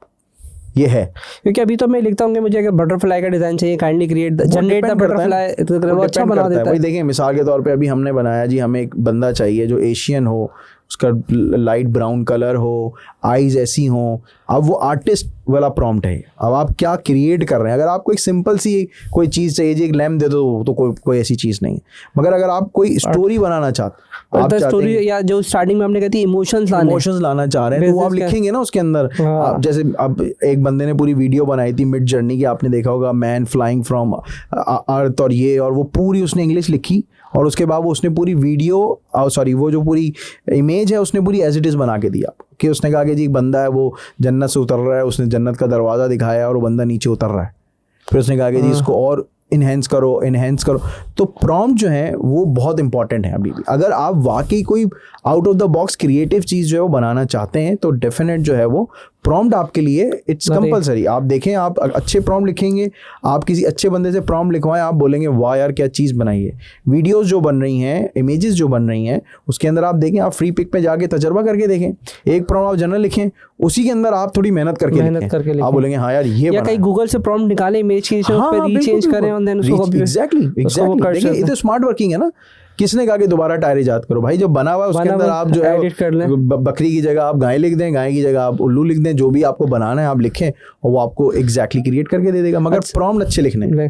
इसमें हमने टेक्स्ट पे तो बहुत अच्छा मेरे कमांड भी है, इमेजेस के ऊपर भी है, मैंने देखा है, और ज़रा वीडियो पे थोड़ा सा मैंने इतनी वर्किंग नहीं किया था। अगर वीडियो पे भी ऑटोमेटिकली वीडियोस अगर हम प्रॉम्प्ट के वीडियोस भी ऑटोमेट तो देखिए मैंने, ऑटोमेट भी हो रही हैं। एक तो देखें, एक तो बहुत सारे बैकग्राउंड चेंजेस आना शुरू हो गए हैं कि आप जैसे ट्रेन के साथ खड़े हैं, आपकी तस्वीर है तो पीछे ट्रेन चलना शुरू हो जाएगी, ठीक है, पीछे से बैकग्राउंड चेंज हो जाएगा, हवाएं चलने लग जाएंगी। ये बहुत सारी जो है ना एआई टूल्स आ चुके हैं और इसकी कॉस्ट बड़ी छोटी है, बहुत सस्ते, $20 $15 पर मंथ के अंदर आप कंटेंट बनाएं। अगर कोई मिसाल के तौर पे डिजिटली पैसे कमाना चाहता है तो मैं तो उसको बोलता हूँ कि भाई ये टूल्स ले, उससे कंटेंट बना के डाले, उसकी रीचेस बढ़ जाएंगे। क्योंकि देखिए अभी पाकिस्तान में ये चीज़ें नहीं हो रही है। पाकिस्तानी कंटेंट के अंदर बस वही अभी हमारे पुराना वाला वही रिकॉर्डिंग्स करके डाल रहे हैं, अपनी सेल्फियाँ बना के डाल रहे हैं, उसी से कमा। भाई आप इसके ऊपर स्टोरीज बनाएं, पूरी स्टोरी 3D की बना के अपनी वॉइस ओवर करके आप अपलोड करें, आपको रीचेस मिलेंगे, आपको ट्रैफिक मिलेगा। तो ये तो अभी बहुत लंबा सफ़र है, ये तो समझ लेना। अब ये स्विचिंग है। ये तो अभी मुझे लगता है 1 साल के अंदर पहले जो मुझे था कि प्रॉम्प्ट लिखने पड़ लेते, बहुत ज़्यादा उस पर काम था, अभी तो बहुत आसान हो गया। मुझे सबसे ज़्यादा खुशी हुई कि एक लेमैन को मुझे समझाना नहीं पड़ा। पहले मैं एआई खुद सीख रहा था, मतलब तो ये जो आता लिख देता। अभी तो मैं कहता हूँ कि प्रॉम्प्ट की भी जरूरत नहीं, बहुत स्मार्ट होकर आगे जाकर मुझे लगता है कि ये और ज़्यादा स्मार्ट हो जाएगा, स्मार्ट होंगे ये तो और ज़्यादा। जैसे हम अगर बात करें, जैसे भी आज ही हमने बात की HTML, ये समझ लें भी HTML से मेरा ख्याल से ये वर्डप्रेस या जुमला पे आ गया। जी बिल्कुल ऐसा ही। अभी ये ग्रोथ होनी है सर। अभी वर्डप्रेस पे नहीं आए, बहुत कुछ बन चुका है। मैं वही बिल गेट्स वाली मूवी का आपको बताऊंगा, वो बॉट्स से बात करते करते उस बंदे ने, ये पूरी रियल मूवी के अंदर भी सीन मौजूद है, उसने कहा कि तुम अपनी बीवी से डिवोर्स ले रहे हो। यानी ये बात उसने डिस्कस नहीं की, उसको पता भी नहीं थी बात, मगर वो आपकी इमोशंस और आपकी चीज़ों से आपको जज कर गया। तो इस लेवल पे वो एआई इंटेलिजेंटली तौर पे चीज़ें उसके अंदर वो इंस्टॉल कर चुके हैं और वो उसको बना रहे हैं। कुछ चीज़ें उन्होंने ब्लॉक की हैं, अभी it's not a right time to launch, मगर ये चीज़ें आएंगी। तो इसका मकसद ये नहीं कि हम घबरा जाएं और काम करना छोड़ दें, इसका मतलब है कि हमें अब और मेहनत करना है, अब हमें अपग्रेड करना है, अब हमें एआई पे काम करना है। अदर हम फ्रीलांसर हो, अदर हम एजेंसी ओनर हो, या जो डिज़ाइन के लोग हैं ना, उनके लिए खतरे की घंटी थोड़ी ज़्यादा है, वो थोड़े से प्रॉब्लम में आ सकते हैं क्योंकि बहुत सारी चीज़ें आ रही हैं अगर वो क्रिएटिव नहीं हुए तो। क्योंकि अब देखिए ना, हमारी एजेंसी में 4 लोग थे, हमने 2 कर दिए, आधा काम हमारा जो है वो एआई कर रहा है, ठीक है, वहाँ पे प्रॉब्लम है। मगर अब सर्वाइव कौन करेगा? जो डोंकी वर्क नहीं कर रहा, जो स्मार्ट वर्क कर रहा है, वो सर्वाइव भी करेगा और वो सक्सेसफुल भी होगा। जो लोग थे वो फोटोशॉप पे लगे हुए हैं एडिट करने में, मैं इसी से बनाऊंगा, नहीं सर मैं इसी से बनाऊंगा, इसी से अच्छी बनती है, तो बोलता हूँ जी अस्सलाम वालेकुम। अब वो दौर गया। ये वो भी मैंने कल ही ट्राई किया, इत्तेफाक से अडोब का भी कोई ऑनलाइन टूल आ गया है, तो बैकग्राउंड रिमूवल पे हम काम कर रहे थे, तो उसने ऑनलाइन ही, मतलब हमने कहा सॉफ्टवेयर भी खरीदने की जरूरत नहीं, फ्री और वो उसने डाला कि फ्री पिक के अंदर आप बिलीव करें ऑब्जेक्ट रिमूव अभी मुझे इस लड़के ने दिखाया, अभी टेबल पड़ी हुई है, आपने कहा इस टेबल से कब डिलीट कर दो, सिर्फ बाकी रहने दो, तो वो उसको एडिट करके बैकग्राउंड सेट करके आपको दे देगा। जबरदस्त यार। ऑब्जेक्ट कट करके फिर रिप्लेस भी करके बिल्कुल सेट करके देगा आपको, कोई उसमें नजर नहीं आएगा प्रॉब्लम। वरना आप ऑब्जेक्ट कटिंग करवा के दिखा दें, वो सुराख आ जाता है भाई, इसको कैसे फिल करें, ठीक है। तो उसने ऑब्जेक्ट रिमूव आप पूरा करें मार्क करके और वो ऑब्जेक्ट रिमूव हो जाएगा। ठीक है। अच्छा, इस पूरी जर्नी के अंदर आपका HTML पे भी रहा है, वर्डप्रेस पे भी रहा है, फिर अभी AI के दौर में आ गए। 20 साल में समझ लें कि बहुत सारी चीज़ दुनिया चेंज, जिसको हम शायद बहुत बड़ा समझते थे कि हम डेवलपर बन जाएंगे, तो हम अब तो वो AI गूगल का मैं कल ही देख रहा था कि CEO ने कहा है कि हम 80% जो है ना कोड अब AI से लिखवा रहे हैं, क्योंकि अब आप ज़रूर, और मैं सोचता था शायद हम किसी दिन वेब डेवलपर बन जाएंगे तो बहुत बड़ी चीज़ें हो जाएंगे, लेकिन आज वो मेरे देखते ही देखते चंद सालों में ख़त्म हो गई। इस पूरी जर्नी में मैं चाहता हूँ कि कौन से ऐसे फेलियर आपने देखे, या आप कहीं ऐसी जगह पे फेल हुए, या कोई ऐसी गलती की जो आप बताएं उससे लोग वो गलतियां ना करें, क्योंकि आपकी 20-22 साल की एक जर्नी कहीं ना कहीं तो मिस्टेक की होगी ना, तो आप चाहते हो अगर ये मेरी मिस्टेक थी, मैंने ये काम गलत किया, और मैं चाहता हूँ कि लोग ये ना करें। देखिए, मिस्टेक्स तो डेफिनेट हर इंसान से होती हैं, और गलती से इंसान जो है वो सीखता है। हमने अपनी जो लाइफ में गलतियां की हैं कि हमने सही डायरेक्शन में सही टाइम पे इन्वेस्टमेंट्स नहीं की, कुछ जगह पे हम रुक गए। मैं बड़े बड़े लोगों को कहता हूँ कि यार जब बेसिकली देखें हमारी जर्नी और आपके बच्चों की जो जर्नी ना बड़ी डिफरेंट है। हमने जब कैरियर स्टार्ट किया तो हमारा पहली ख्वाहिश थी हम घर ले लें, हम गाड़ी ले लें, हम मोबाइल ले लें, हमारी शादी हो जाए, बच्चे हो जाएं, यही ख्वाहिशात थी। और आज भी बहुत सारे लोगों की सिर्फ यही ख्वाहिशात कि वो शादी के ऊपर 25 लाख रुपए खर्च कर देंगे।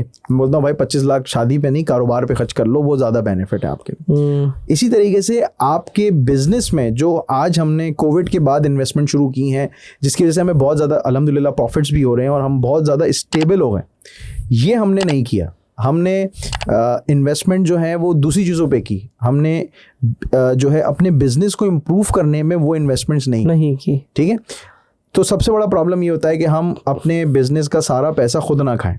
एज अ CEO जो सेठ है या हम जैसी कंपनीज के ऑनर्स हैं, उसमें क्या होता है कि हम ट्रैवल पे जा रहे हैं, हम जो है हज उम्रे पे भी जा रहे हैं, वो जाना भी चाहिए, अल्लाह ताला ने अगर दिया है आपको, मगर आपने ये देखना है कि यार आपकी अगर 2 लाख तनख्वाह है तो वो 2 लाख ही तनख्वाह है या 3 लाख ही तनख्वाह है, बाकी वो कंपनी का एसेट कंपनी में ही री इन्वेस्ट होना चाहिए। कम से कम 40% आपके प्रॉफिट्स का कंपनी में री इन्वेस्ट एवरी ईयर होना चाहिए, जो हमने नहीं किया। अब हम करते हैं, अब हम ग्रो भी कर रहे हैं, अपनी प्रोडक्ट्स बना रहे हैं, अब हम ज़्यादा नज़र आ रहे हैं लोग कि हाँ यार ये प्रोडक्ट भी आ गई, वो प्रोडक्ट भी। अब अच्छा लग भी रहा है कि यार ये अगर हम पहले कर लेते तो आज हमारे पास 100 प्रोडक्ट्स होती, 100 प्रोडक्ट होती तो हमारी बिजनेस कहाँ स्केल कर जाता। बिल्कुल, तो आपने बिजनेस ग्रोथ के अंदर करना है। सेकेंड, हमने कभी R&D फंड नहीं रखा अपना, जो मेरा तो कोई भी नहीं करता, नहीं, वो भी एक बड़ा अलमिया है। और तीसरी इंपॉर्टेंट चीज़ कि मैंने पढ़ना छोड़ दिया था, जो मैंने 2019 में दोबारा 2018 में मैं हमारे बड़े अच्छे दोस्त हैं असदुल्ला चौधरी, मेरे बड़े अच्छे टीचर हैं मैं कहूँगा, उन्होंने जो है ना मुझे कहा कि यार तू पढ़। उन्होंने क्या पढ़ाया, मैं बड़ी अच्छी एग्जाम्पल उनकी देता हूँ। वो मेरे ऑफिस आए, हम बैठे गपशप बातें कर रहे, कहने लगे यार तुम CEO नहीं हो।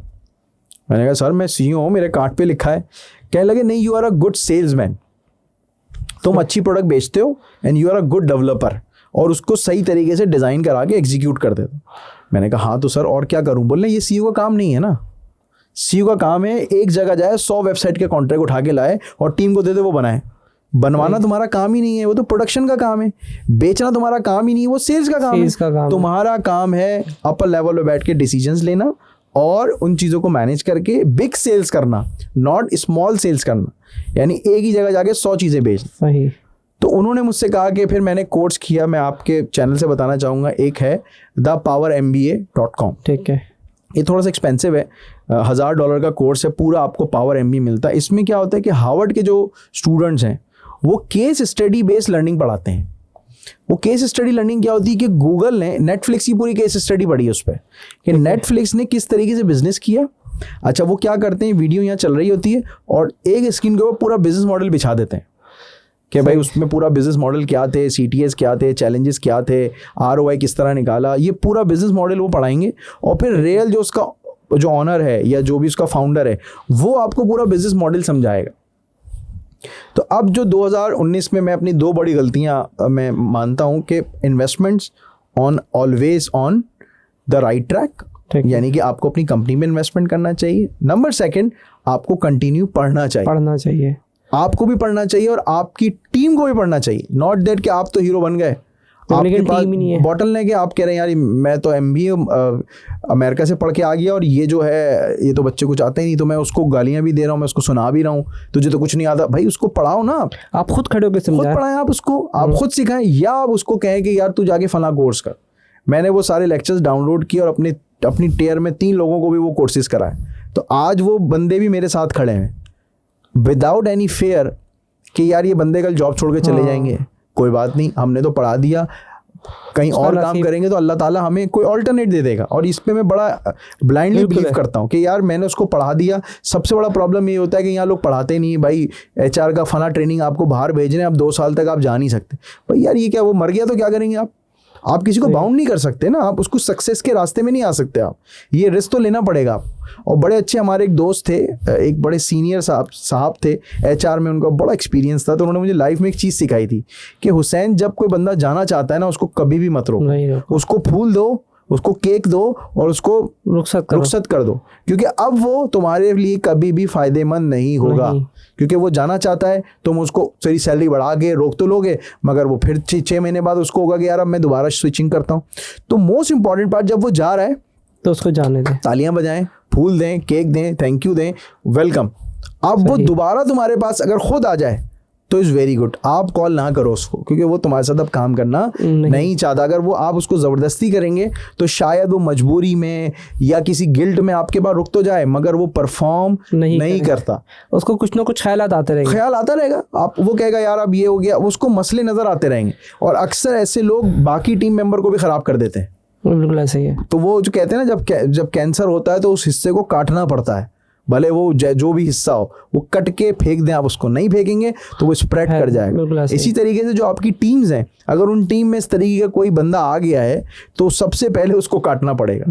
वो आपका भले सगा भाई ही क्यों ना हो, इससे बड़ा कोई क्लोज नहीं हो सकता। ठीक है, आपका अगर क्लोज भाई हो, आपकी अपनी औलाद हो, तो भी आप उसको बोले भाई ये तू पैसे ले, तू अलग काम कर, मेरे बिजनेस को डिस्टर्ब नहीं कर प्लीज़। और ये मैंने बहुत जगह देखा है कि जब जनरेशन चेंज होती है, उनके बेटे भाई आते हैं, उसके बाद वो कंपनियों का जो है वो डिमोलिश हो जाती है। इसमें 2 चीज़ें ऐड करूँगा। इस तरह पढ़ने की बात की, ठीक है जी। हम कहते हैं कि बुक्स कुछ इसको 2 के साथ कंपेयर करते हैं। एक नेटवर्क, जिसमें हम बात करते हैं नेटवर्क, कि हम दूसरे लोगों से मिलते हैं, उससे भी कोई ना कोई नया बंदा हम कहते हैं कि उससे सीखने को मिलता है। एंड हम बुक्स से पढ़ते हैं। एंड देन आपने कहा कि मेरे कोर्स, आपने कहा कि ऑनलाइन जाके पढ़ सकते हैं। और एक हमारी, इसको एक और अटेंड कर लेते हैं, जो हम यूनिवर्सिटी से पढ़ते हैं। तो इनका डिफरेंशिएट क्या है? सबसे बेस्ट आपको अपनी ज़िंदगी में क्या लगा? कहाँ से सबसे ज़्यादा आपने एजुकेशन हासिल की? नेटवर्क के थ्रू हासिल की, या जो ऑनलाइन कोर्स किया, या यूनिवर्सिटी से सीखा, या जो दोस्तों ने आपको बताया, एक बुक से, जिसमें चौथी पॉइंट मेरा था बुक। इसमें बिल्कुल बहुत अच्छा सवाल है आपका ये। देखिए, इसमें जनरेशन हैं। अगर एक स्टूडेंट लेवल का बच्चा होगा और मैं उसको केस स्टडी पढ़ाने बैठ जाऊंगा, उसको कुछ पल्ले नहीं पड़ेगा, भाई ये क्या हो गया, तो ऊपर से गुजर गया मैंने। तो जो एक्सपीरियंस लोग हैं, 15 साल 20 साल से बिजनेस कर रहे हैं, उनको चाहिए वो MBA दोबारा करें इस तरीके का ऑनलाइन। एक नेक्स्ट MBA आ रहा है, एक पावर MBA आ रहा है, ये बहुत ज़बरदस्त ट्रेनर्स हैं।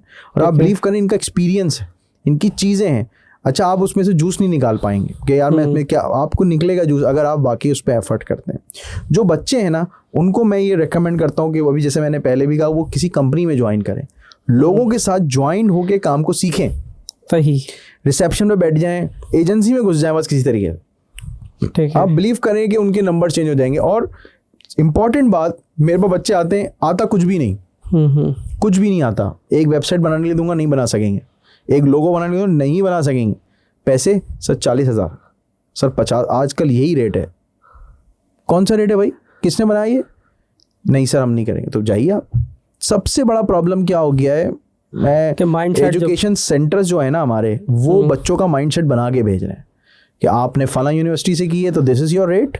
ये आप बिलीव करें, हमारे पास रेट कार्ड आता है कि लोग कहते हैं जी वो, मैं नाम नहीं लेना चाहता, यूनिवर्सिटी के इतने रेट है, यस उस यूनिवर्सिटी का ये रेट है, उस यूनिवर्सिटी का आपको इंटर्न लेना होगा, इंटर्न आपको लेना होगा तो उसकी ये सैलरी। हम तो कहते हैं भाई जाओ, हमारी सिंपल फार्मूला, हम बच्चे को बुलाते हैं, उसको बिठाते हैं और कंप्यूटर दे देते हैं, तो डिग्री साइड पे कर, तो आता क्या है वो दिखा, हम उसको टेस्ट देते हैं, वो अप्रूव करता है। अगर वो मैट्रिक पास भी ना, मैं रख लेता हूँ उसको।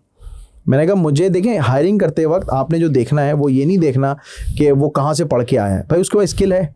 अब वो मास्टर्स तो पता नहीं कहाँ अमेरिका से करके आया, उसको बोलो, वो सिर्फ नखरे कर रहा है, चाय कॉफ़ी कर दें, मुझे स्पेस दे दें, ओपन ईयर चाहिए। भाई तू काम तो कर ले यार, काम कर नहीं रहा वो, अमेरिका में थोड़ी आया हुआ। तो एक चीज़ के देखिए, हमारे यहाँ 1 रुपये का काम के 1 रुपये मिलता है, बिल्कुल ऐसे ही है। अमेरिका में 1 रुपये के काम के 100 रुपये मिलते हैं।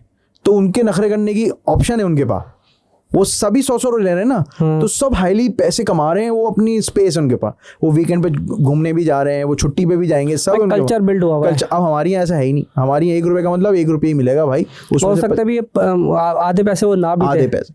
तो बच्चों को ज़्यादा से ज़्यादा चाहिए कि वो काम करें, लर्न करें, सीनियर्स की रिस्पेक्ट करें, और उसके साथ जो है वो अंदर की तरफ मूव ऑन हो जाए। जितना वो अंदर मूव होंगे ना, 2 साल 3 साल वो किसी एजेंसी में दिन रात एक कर दें।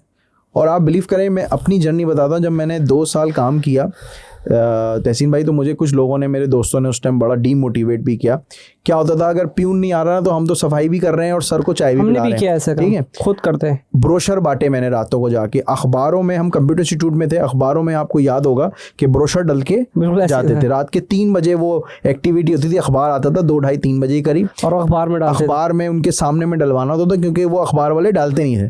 तो 3 बजे 2 बजे हम सब बैठे हुए हैं और मस्तियां भी हो रही हैं, मार्केटिंग हो रही है, ब्रोशर डलवाए और फजर में घर आके जो है वो सो गए, हाँ जी डिस्ट्रीब्यूट होगा। जब तक वो डब्बा उसको धागा रबड़ बैंड लगा के जब तक वो पैच ना हो जाए, हम वहाँ से हिलते नहीं थे। हाँ भाई हमारा ब्रोशर जो है बड़ी, अब अगले दिन हमें इंतज़ार करना है जी क्लाइंट कौन आ रहा है, ठीक है। तो हमने वो काम भी किए। एजेंसी के अंदर या आपको सक्सेसफुल होना है तो आपको, मैं हर बच्चे को मैं कहूँगा यार, जो भी काम मिले ना सब करो। सीओ के समझ लो आप, या कंपनी, अगर कोई बड़ी कंपनी नहीं है तो आप जो है ना अपने लिए कंपनी नहीं, सीओ को चूज करें, ठीक है, कि यार इस कंपनी का फाउंडर कौन है, सीओ कौन है, उससे बात करें। अगर वो आपको मुतमईन कर जाए ना, तो आप कहें यार तू मुझे फ्री में भी रख ले। अगर वो सीओ या मैनेजर आपको स्पॉइल करने वाला है, उसको फौरन छोड़ दे कि यार ये तो हमें को ग्रोथ भी नहीं देगा, ना खुद आगे बढ़ेगा और ना हमें आगे बढ़ने देगा। और बड़ा एक फेमस डायलॉग भी है ना कि लोग कंपनी को छोड़ के नहीं जाते, सीओ को, मैनेजर्स को आधे से ज़्यादा लोग मैनेजर्स की वजह से जाते हैं। तो एज अ सीईओ आपने भी देखना है कि यार आप अपनी कंपनी से देखें ना, अब बड़े बड़े लोग हैं, माइक्रोसॉफ्ट का बंदा हो गया, आप जो है वो एलॉन मस्क को ले लें, ये सब कनेक्टेड है। नीचे उतर के भी देखें उसकी वीडियो, वो डांस कर रहा है, वो लगा हुआ लेबर के साथ, उतरा हुआ टोपी पहन के ग्राउंड में उतर के बात कर रहा है, हाँ जी बताओ मेरे क्या मसले हैं। और हम लोग अपने एटीट्यूड में मिल ही नहीं रहे भाई, सीईओ से मिल ही नहीं सकते। और क्यों नहीं मिल सकते? वो जो पहले होता था किसी दौर में, अब तो मैं कहता हूँ अगर सीईओ का भी लिंक्डइन प्रोफाइल नहीं है तो जीरो है आज के दौर में। आपको जो कम्युनिकेशन है ना वो जरूर रखनी है। एजुकेशन का आपका सवाल था कि भाई आपने जो प्रोफेशनल लोग हैं, जो भी हैं, मैं नहीं बोलता कि यार देखिए टेक्नोलॉजी आना और समझना ये दोनों अलग अलग बात। मिसाल के तौर पे आपको टेक्नोलॉजी का कुछ भी नहीं पता, मगर आप बिजनेसमैन हैं और आपका बिजनेस टेक्नोलॉजी पे जाएगा। आप भले वो चावल का एक्सपोर्ट करते हैं या आप फार्मास्यूटिकल में हैं या व्हाटएवर, तो आपको पता है अगले 5 साल बाद मेरा ये बिजनेस डिजिटल होने वाला है, तो आपने आज से पढ़ना शुरू कर देना है। आपने अपनी टीम्स के अंदर उनको पढ़वाना शुरू कर देना है। आपके जो HR डिपार्टमेंट है उनको पता होगा यार अगले 5 साल में क्या होने वाला है, उनको बुलाएं, उनसे रिसर्च किया, हाँ भाई क्या होने वाला अगले 5 साल में, रिपोर्टें मौजूद है इंटरनेट पर, पढ़ें तो आप कि कहाँ पे आगे जाके कौन सी मार्केट में किस चीज़ की डिमांड आ सकती है। तो लोग उसको पढ़ें, लोग उसको समझें, और सिर्फ सीईओ या टॉप मैनेजमेंट ना पढ़े, बिल्कुल मैं कह रहा हूँ प्यून भी पढ़े उसको, प्यून लेवल तक भी अगर आपकी एजुकेशन अगर होगी तो आप बिलीव करें कि आपका किस लेवल का डिपार्टमेंट होगा। और आप किसी मल्टीनेशनल में जाएं, वहाँ ये रूल्स फॉलो हो रहे होते हैं। HR की प्यून की ट्रेनिंग भी होती है, मंथ में 1 दफ़ा उनको भी 2 घंटे ट्रेनिंग लेनी है, 4 घंटे अपने आवर्स अपने ट्रेनिंग के पूरे करने हैं। तो आप देखें ना, आप मल्टीनेशनल में फूड चेन्स में जाएँ, ट्रेनिंग कंपलसरी, रिपीटेड, यानी आपने किस तरीके से चाय बनानी है, आप एक को 1 दफ़ा बता दें चाय बनाने, कभी ज़िंदगी में अच्छी चाय नहीं बनाएगा।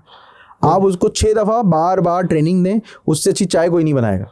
हम क्या करते हैं, 1 दफ़ा सिखा दिया और उससे एक्सपेक्ट कर लिया अब तो जीता हो गया, मैंने तो जो सिखाया था या तो बताया तो था यार, मैं ट्रेनिंग करके आया, तू 20,000 रुपये की, तुझे कुछ आया नहीं आएगा। आप उसको 3 दफ़ा 4 दफ़ा बार भेजें। 1 दफ़ा तो उसको, मैं हर सीईओ को भी चैलेंज करता हूँ कि तुम 1 दफ़ा करो कोर्स और मुझे बता दो तुम्हें समझ आया, नहीं आएगा भाई। आप बार रिपीटेड आप पढ़ते रहें उसको, जितनी रिविजन्स या रिपीटेड आप पढ़ेंगे उतने ज़्यादा आप स्केल हो। और आपकी टीम के अंदर भी शौक होना चाहिए। अगर आपकी टीम के अंदर शौक नहीं है तो आपके चलो यार हम मिल के पढ़ते हैं। आप बिलीव करें, जब मैंने ये ट्रेनिंग का सेशन स्टार्ट किया तो शुरू में सेम प्रॉब्लम, कोई पढ़ ही नहीं रहा। मैंने कहा कि यार 1 घंटा कंपनी आवर्स के अंदर से आप लोग अंदर आइए, मेरे रूम में प्रोजेक्टर लगाया है स्पेशल, और हम उनके साथ 6 लड़कों ने मिल के पढ़ा। सही। तो एक्सपेंस तो कंपनी का ना यार, 1 घंटा काम नहीं करेंगे तो क्या हुआ कुछ भी। अब मुझे पता है कि वो सारे जो 6 लड़के थे वो आज हमारे यहाँ बहुत सारे ऐसे काम कर रहे हैं जो पहले मुझे करने पड़ते थे। अब मैंने उनको सिखा दिया, पहले मैंने खुद पढ़ा, फिर रिपीट जब मैंने किया तो उनको बिठाया, फिर मैंने उनको समझाना भी शुरू कर दिया, देखो इसमें ये कह रहा है, इसमें ये कह रहा है। अब वो तीसरी दफ़ा खुद पढ़ रहे हैं, उनको पता है यार ये तो बड़े काम की चीज़ है। इसको हम 3 नहीं करते, हम इसको 13 कर देते, इस कॉन्सेप्ट से कि मार्केटिंग का भी जो कॉन्सेप्ट आपने देखा होगा कि बार बार ऐड आता है, वो इसलिए कि वो के सबकॉन्शियस माइंड में डालते हैं। एग्जैक्टली, वो 13 टाइम समझ लेंगे आपको बताना ही बता, तो वो फिर वो बस ट्रेन हो ही जाएगा। हम 1 या 2 पे 3 पे रखेंगे तो सकता है लोग 3 का कॉन्सेप्ट। मैं कहता हूँ मार्केटिंग से ले लें, तो देखा होगा आपने एड्स भी 13 टाइम्स बार बार आता है, वो बार बार इसीलिए आ रहा होता है कि वो आपके सबकॉन्शियस माइंड में बैठा है, सबकॉन्शियस माइंड में बिठा दिया जाता है आपको कि भाई ये आपका जो है वो यही चीज़ है आपकी। और इसी तरीके से जो है ना, मैं बड़ा रिकमेंड करता हूँ और आपको भी मैं कहता हूँ कि अब आप जो पॉडकास्ट करें उसमें कोशिश करें कि लोगों को सिर्फ इन्फॉर्मेशन ना मिले, लोगों को प्रैक्टिकली कुछ मिले। मिसाल के तौर पे आप मुझे बुलाएं या मेरी टीम में से किसी को बुलाएं जो AI के टूल चलाना जानता है, वो कंप्यूटर रखे और वो टूल चलाए और लोगों को सिखाए। बिल्कुल ऐसे ही है। ठीक है, आपके चैनल का भी माइंडसेट होना चाहिए हेल्प मी, यानी लोगों की हेल्प करें आप। बिल्कुल, अभी आई डिड ट्राइड, जो इससे पहले पॉडकास्ट हुई है, मैं भी कोशिश कर रहा था कि आपके साथ भी मैं वो टूल उठा लूँ। हमने ये करा कि ChatGPT को ले आए और जैसे भी आप जो बात करें, जैसे भी हमने लास्ट टाइम एक पॉडकास्ट की थी, ये मैं कर चुका हूँ अल्हम्दुलिल्लाह, अल्लाह ताला ने मतलब ये बस इसको और थोड़ा इंप्रूव करना। चलें आपसे डिस्कस करते हैं इसी पॉइंट को। ये अभी जैसे लास्ट टाइम जैसे फेसबुक मार्केटिंग एक्सपर्ट बैठा था, वो चीज़ें बता रहा था, मैंने कहा चलें ठीक है आप तो बता रहे हैं, लोग घबराते हैं। अब हम ChatGPT से बात करते हैं, हम मोबाइल लेते हैं एंड देन उससे बात करते हैं, भाई जो तुमने बात बोली सही बोल रही है, अब मेरी पोस्ट बना के दे रही है, ये सही बना रही है गलत बना रही है, तो कहता ठीक है। तो मैंने कहा अगर आप इनके साथ कनेक्ट करते ये तो आपका दोस्त है, तो अब हम प्रैक्टिकली भी इस चीज़ को बताना जरूरी है। तो हमने क्या करा, अपने एक प्रैक्टिकली के लिए एक ChatGPT तो हम ले आए कि भाई हम उसको बोलते हैं कि भाई ChatGPT से पूछ रहे हैं, सवाल कर रहे हैं, चीज़ों को जान रहे हैं। तो हम पॉडकास्ट में कोशिश ये कर रहे हैं कि अब ChatGPT को तो हम लाजमी कर दें। तो कोई एक आइडिया नहीं आ रहा है कि हम यहाँ ऐसा रखें कि कोई डेमोस्ट्रेशन की तस्वीर दिखा दें, मोबाइल देख के शायद लोग इतने इंस्प्रेस ना हो, तो कुछ इस तरह का आइडिया चला, लेकिन अभी तो कुछ आया नहीं। लेकिन अभी हम डायरेक्ट मोबाइल उठा लेते हैं। बिल्कुल नहीं, आप ये करें। और इसमें जो भी जैसे टूल एक्सपर्ट है, देखिए हम लोग टूल्स एक्सपर्ट नहीं है, हमारी टीम टूल एक्सपर्ट है। उनको आप बुलाएं, बोले आप 15 मिनट की रिकॉर्डिंग एक आप हमें करके भेजें, जिसके अंदर जैसे भी मैंने आपको आइडियोग्राम बताया, फ्री पिक बताया, उसकी एक वीडियो उठा के आप डालें ताकि लोगों को रियल बेनिफिट्स हो। बिल्कुल ऐसे ही, यही प्लान है। ज़्यादा रियल बेनिफिट्स होगा। देखिए हमारा काम अब यही है कि हम अपनी कम्युनिटी को पे बैक करें। हम तो अपना खा लिया भाई, बना लिया। अब यही सोच है मेरी भी, यही कि आप अपनी कम्युनिटी को किस तरह, जैसे अभी माशाल्लाह आप भी रोटेरियन हैं, मैं भी रोटेरियन हूँ, तो हमारा टाइम आ चुका है कि हम नाउ इट्स टाइम टू पे बैक। आप लोगों को क्या पे बैक कर रहे हैं, और जितना आप वापस देंगे, जितनी आप नॉलेज देंगे, और अल्लाह ताला उसका डबल ट्रिपल देगा। ये मैं बड़े अरसे से लोग मुझसे कहते हैं यार आप तो अपने बिजनेस सीक्रेट बता देते। मैंने कहा कोई बात नहीं सर, मुझे दूसरे मिल जाएंगे। और मैंने कहा आज तक मैं तो नहीं रुका, 22 साल के अंदर मुझे प्रॉब्लम नहीं हुई कि आपको मैंने अगर तहसीन भाई को 4 टूल बता दिए तो तहसीन भाई ने उससे, भाई वो अपने नसीब का खाएंगे, मेरा नसीब तो मुझसे कोई भी नहीं छीन सकता, मैं खुद भी नहीं छीन सकता। जो निवाला या जो रिस्क अल्लाह ताला ने मेरे लिए लिखा है, मैं अगर बिस्तर पे भी हूँ तो मुंह खोल के खिलाया जाएगा वो। बिल्कुल बिल्कुल। अब इससे बड़ी कोई बात ही नहीं है, ठीक है ना। अगर आप इसको सोचें, मेरे तो हाथ पाँव में पैरालाइज हो गए, हिल भी नहीं सकता, मगर अल्लाह ताला ने फला चीज मेरे रिस्क में लिखी है, तो कोई आएगा मुंह खोलेगा और डाल देगा। बिल्कुल ऐसे ही, ठीक है। तो रिस्क तो ये चीज है, और सबसे ज्यादा परेशान हम रिस्क के लिए। आप परेशान ही नहीं हो, अल्लाह ताला ने जो लिखा हुआ है और जो सिस्टम बनाया है वो तो मिलना। अगर आपने उस सिस्टम में छेड़छाड़ की तो नुकसान है। अल्लाह ने बोला ज़कात दो तो आपको देनी चाहिए, आपको सदकात देने आप बिल्कुल दें, आपको देने चाहिए, आपको गरीब की मदद करनी चाहिए। आप जितने ज़्यादा आपको अल्लाह ताला नवाजता है उतनी ही जिम्मेदारियां आप पे बढ़ती हैं। बिल्कुल ऐसा ही है। और अगर आप सिर्फ अपने बारे में सोचेंगे तो आप कभी भी सक्सेसफुल नहीं होंगे। और एज अ रोटेरियन मैं आपको एक बात बताना चाहूँगा कि लीडरशिप स्किल्स जो होते हैं ना, लीडरशिप स्किल के अंदर 4 चीज़ें बड़ी इंपॉर्टेंट हैं, ठीक है। नंबर 1 जो है वो है सोल। मैंने एक लीडरशिप का कोर्स किया था अभी, उसके बारे में बता। सोल, क्या आपकी रूह मुतमईन है? अगर आपका सोल मुतमईन है तो लीडरशिप का सबसे पहला 1 लॉ जो क्या है, आपकी रूह अगर वो मुतमईन है तो आप अच्छे लीडर हैं। बिल्कुल ठीक है, ठीक है। नंबर 2 आपकी हेल्थ अच्छी है? नहीं, हम दवाइयाँ खा रहे हैं, हम कुछ भी नहीं कर रहे। नंबर 2 आपकी हेल्थ जो है वो अच्छी नहीं। नंबर 3 आपका फूड, खा क्या रहे, ठीक है। नंबर 4, आपकी अपनी लाइफस्टाइल, अपनी आपकी गाड़ी, आपका घर, आप किस तरह रह रहे हैं, किस तरह लाइफ को एंजॉय कर रहे हैं। बहुत सारे पैसे हैं आपके पास मगर आप वही एक अजीब सी गाड़ी में घूम रहे हैं और अपने ऊपर खर्चा ही नहीं कर रहे आप। तो सबसे पहले रूह के बारे में क्या है कि आपको रोज देखें, रूह की सबसे इंपॉर्टेंट तो है नमाज और कुरान। बिल्कुल ऐसे ही है। इससे का साथ अल्लाह ताला ने जो हमें हमारे जिम्मेदारी डाली है वो डाली है कि क्या हमने कोई आज नेक काम किया, किसी की हेल्प की, किसी की मदद की, या हमने कोई ऐसा काम कर दिया जिसको सोच सोच के हमें सुकून मिले। कहीं हमने किसी गरीब का खाना खिला दिया या उसका घर बनवा दिया या फला बंदे को हमने कोई ऐसी चीज़ दे दी जिससे उसका कारोबार। तो आपको अगर परफेक्ट लीडर बनना है तो सबसे पहले आप अंदर से मुतमईन हो। आप जितनी जाके दुनिया की ट्रेनिंगें पढ़ लें, आप बड़े चीते हो जाएं, मगर अगर आप मुतमईन नहीं हैं तो आप अच्छे डिसीजंस नहीं। लीडर का मतलब होता है कि सही डिसीजंस वो ले सके। तो डिसीजन लेने के लिए रूह अच्छी हो, आपकी हेल्थ अच्छी हो, ठीक है, आपका लाइफ स्टाइल आपका अच्छे से अच्छा हो और आप अच्छा खाना खाएं। बिल्कुल। हम कहते हैं यार बचा लो, पैसे बचा लो, खाना नहीं खाओ। पर क्यों नहीं खाओ? अल्लाह ने मना ही नहीं किया। अल्लाह ने कहा कि अगर आपके पास अल्लाह ताला ने आपको बख्शा है, आपको दिया है, तो आप खर्च करें, अपने बीवी बच्चों पे खर्च करें, अपने माँ बाप पे खर्च करें, अपने बहन भाइयों पे खर्च करें। तो एज अ लीडर आपने बनना है। जितने भी नए लड़के हमारे पॉडकास्ट सुन रहे हैं उनको चाहिए कि वो सबसे पहले नमाज पढ़ें, कुरान पढ़ें। एज अ मुस्लिम सबसे पहली जिम्मेदारी हमारी है और कोई जिम्मेदारी नहीं है। नंबर 2, हम कोई ऐसा काम कर लें, कोई भी ऐसा काम, 1 रुपया, 5 रुपए या 10-15 रुपए की रोटी आती है, 1 रोटी लेके हम किसी को रोज़ रोटी खिला लें। रोज़ नहीं खिला सकते, हफ्ते में एक दफ़ा, हफ्ते में नहीं खिला सकते, महीने में एक दफ़ा, मगर करना ज़रूर है ये। जब आप देना शुरू कर देंगे तो आपके आने के रास्ते बढ़ जाएंगे। अल्लाह ताला ने दुआ में बरकत रखी है रिज़्क बढ़ाने की, तो रिज़्क बढ़ता है, ठीक है। तो आप देना शुरू कर दें, आपकी रूह मुतमईन हो गई। रूह मुतमईन होने के बाद फिर आपने अपने हेल्थ का ख्याल रखना है, एक्सरसाइज करनी है। आपने एक्सरसाइज की नहीं, 30 मिनट्स आपकी एक्सरसाइज के हैं, नहीं दिया, आप गुड लीडर नहीं है, आप बैड लीडर हैं। क्योंकि आप अगर फिजिकली सही नहीं है तो आप डिसीजन सही नहीं लेंगे। आप क्या करेंगे, 11 बजे उठ के आएंगे, गंदा सा खाना खाएंगे, पराठे अंडे खा के आएंगे आप, और आगे गुस्सा जो है वो एम्प्लॉय पर निकालेंगे, क्योंकि आपका मूड ही सही नहीं है, आपकी हेल्थ ही अच्छी नहीं है, और आप घर से उठ के आए जहाँ एसी नहीं चल रहा था या मसले थे। तो ये सारी चीज़ें गुड लीडर की क्वालिटीज़ हैं। तो हम जैसे आप भी रोटेरियन हैं, रोटरी के अंदर हम इस चीज़ में आपको बेनिफिट मिलता है कि अगर आपने कोई ऐसी एक्टिविटी कर दी, जैसे अभी हमने मेडिकल कैंप किया, हमने रोटरी की पोलियो कैंपेन की, तो हम मुतमईन हो गए कि यार हमने इतने बच्चों को पोलियो के कतरे पिला दी। अभी में से कोई भी बच्चा अल्लाह करे बच जाए, हो सकता था वो उसको कतरे नहीं मिलते तो वो इफ़ेक्ट हो जाता पोलियो से।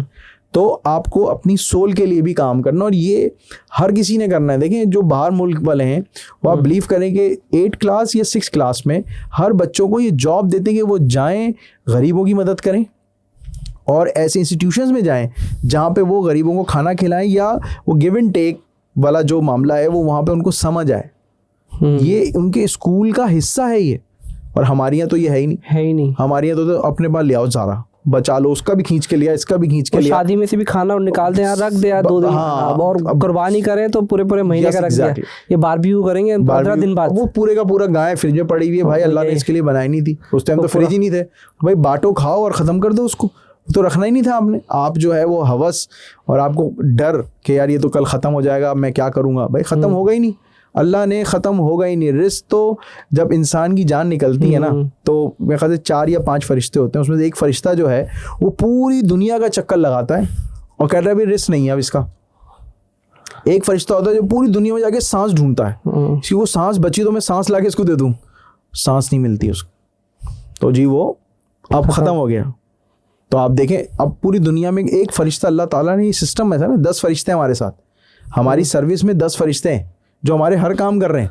बिल्कुल। तो उसमें से 2 फरिश्तों का काम है रिस्क और ये सांस लाना। भाई सांस ही खत्म हो गई, चलो भाई निपट गया बंदा। तो ये फैसला ऐसे नहीं होता। एक फरिश्ता हमारे नबी पाक सल्लल्लाहु अलैहि वसल्लम के दुरूद शरीफ के लिए, जब हम यहाँ से दुरूद पढ़ते हैं तो वो फरिश्ता हमारा दुरूद वहाँ मदीना लेके जाता है और वहाँ से जवाब लेकर हमारे लिए लेकर आता है। तो वो फरिश्ता हमारी सर्विस में।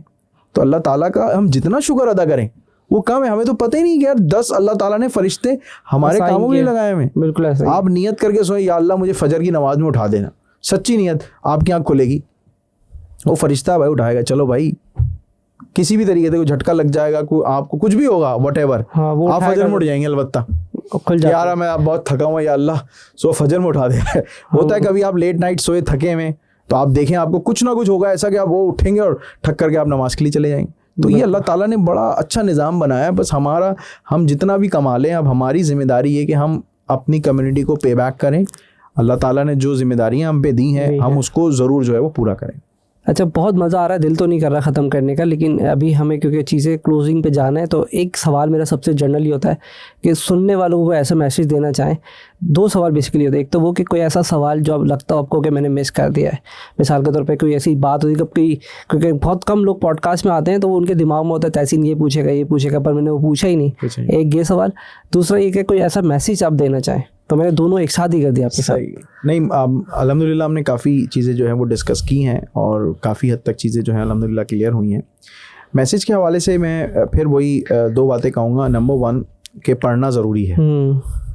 हमारे इस मुल्क को अगर हमें कामयाब बनाना है तो हर लेवल पे हर बंदे को ये ज़िम्मेदारी उठानी है कि वो पढ़े, वो स्कूल पढ़े, टेक्नोलॉजी पढ़े, कुछ भी पढ़े, और उसके इर्द गिर्द के जितने लोग हैं उनको पढ़ाना भी उसी की जिम्मेदारी है। आपके ऑफिस के प्यून हैं, आपके जो एक 2nd टियर और 3rd टियर के जो स्टाफ है वो पढ़े, और ये टॉप लाइन मैं कहता हूँ कि प्यून से लेके CEO तक, डायरेक्टर्स तक, सबको जो है वो पढ़ना ज़रूरी है।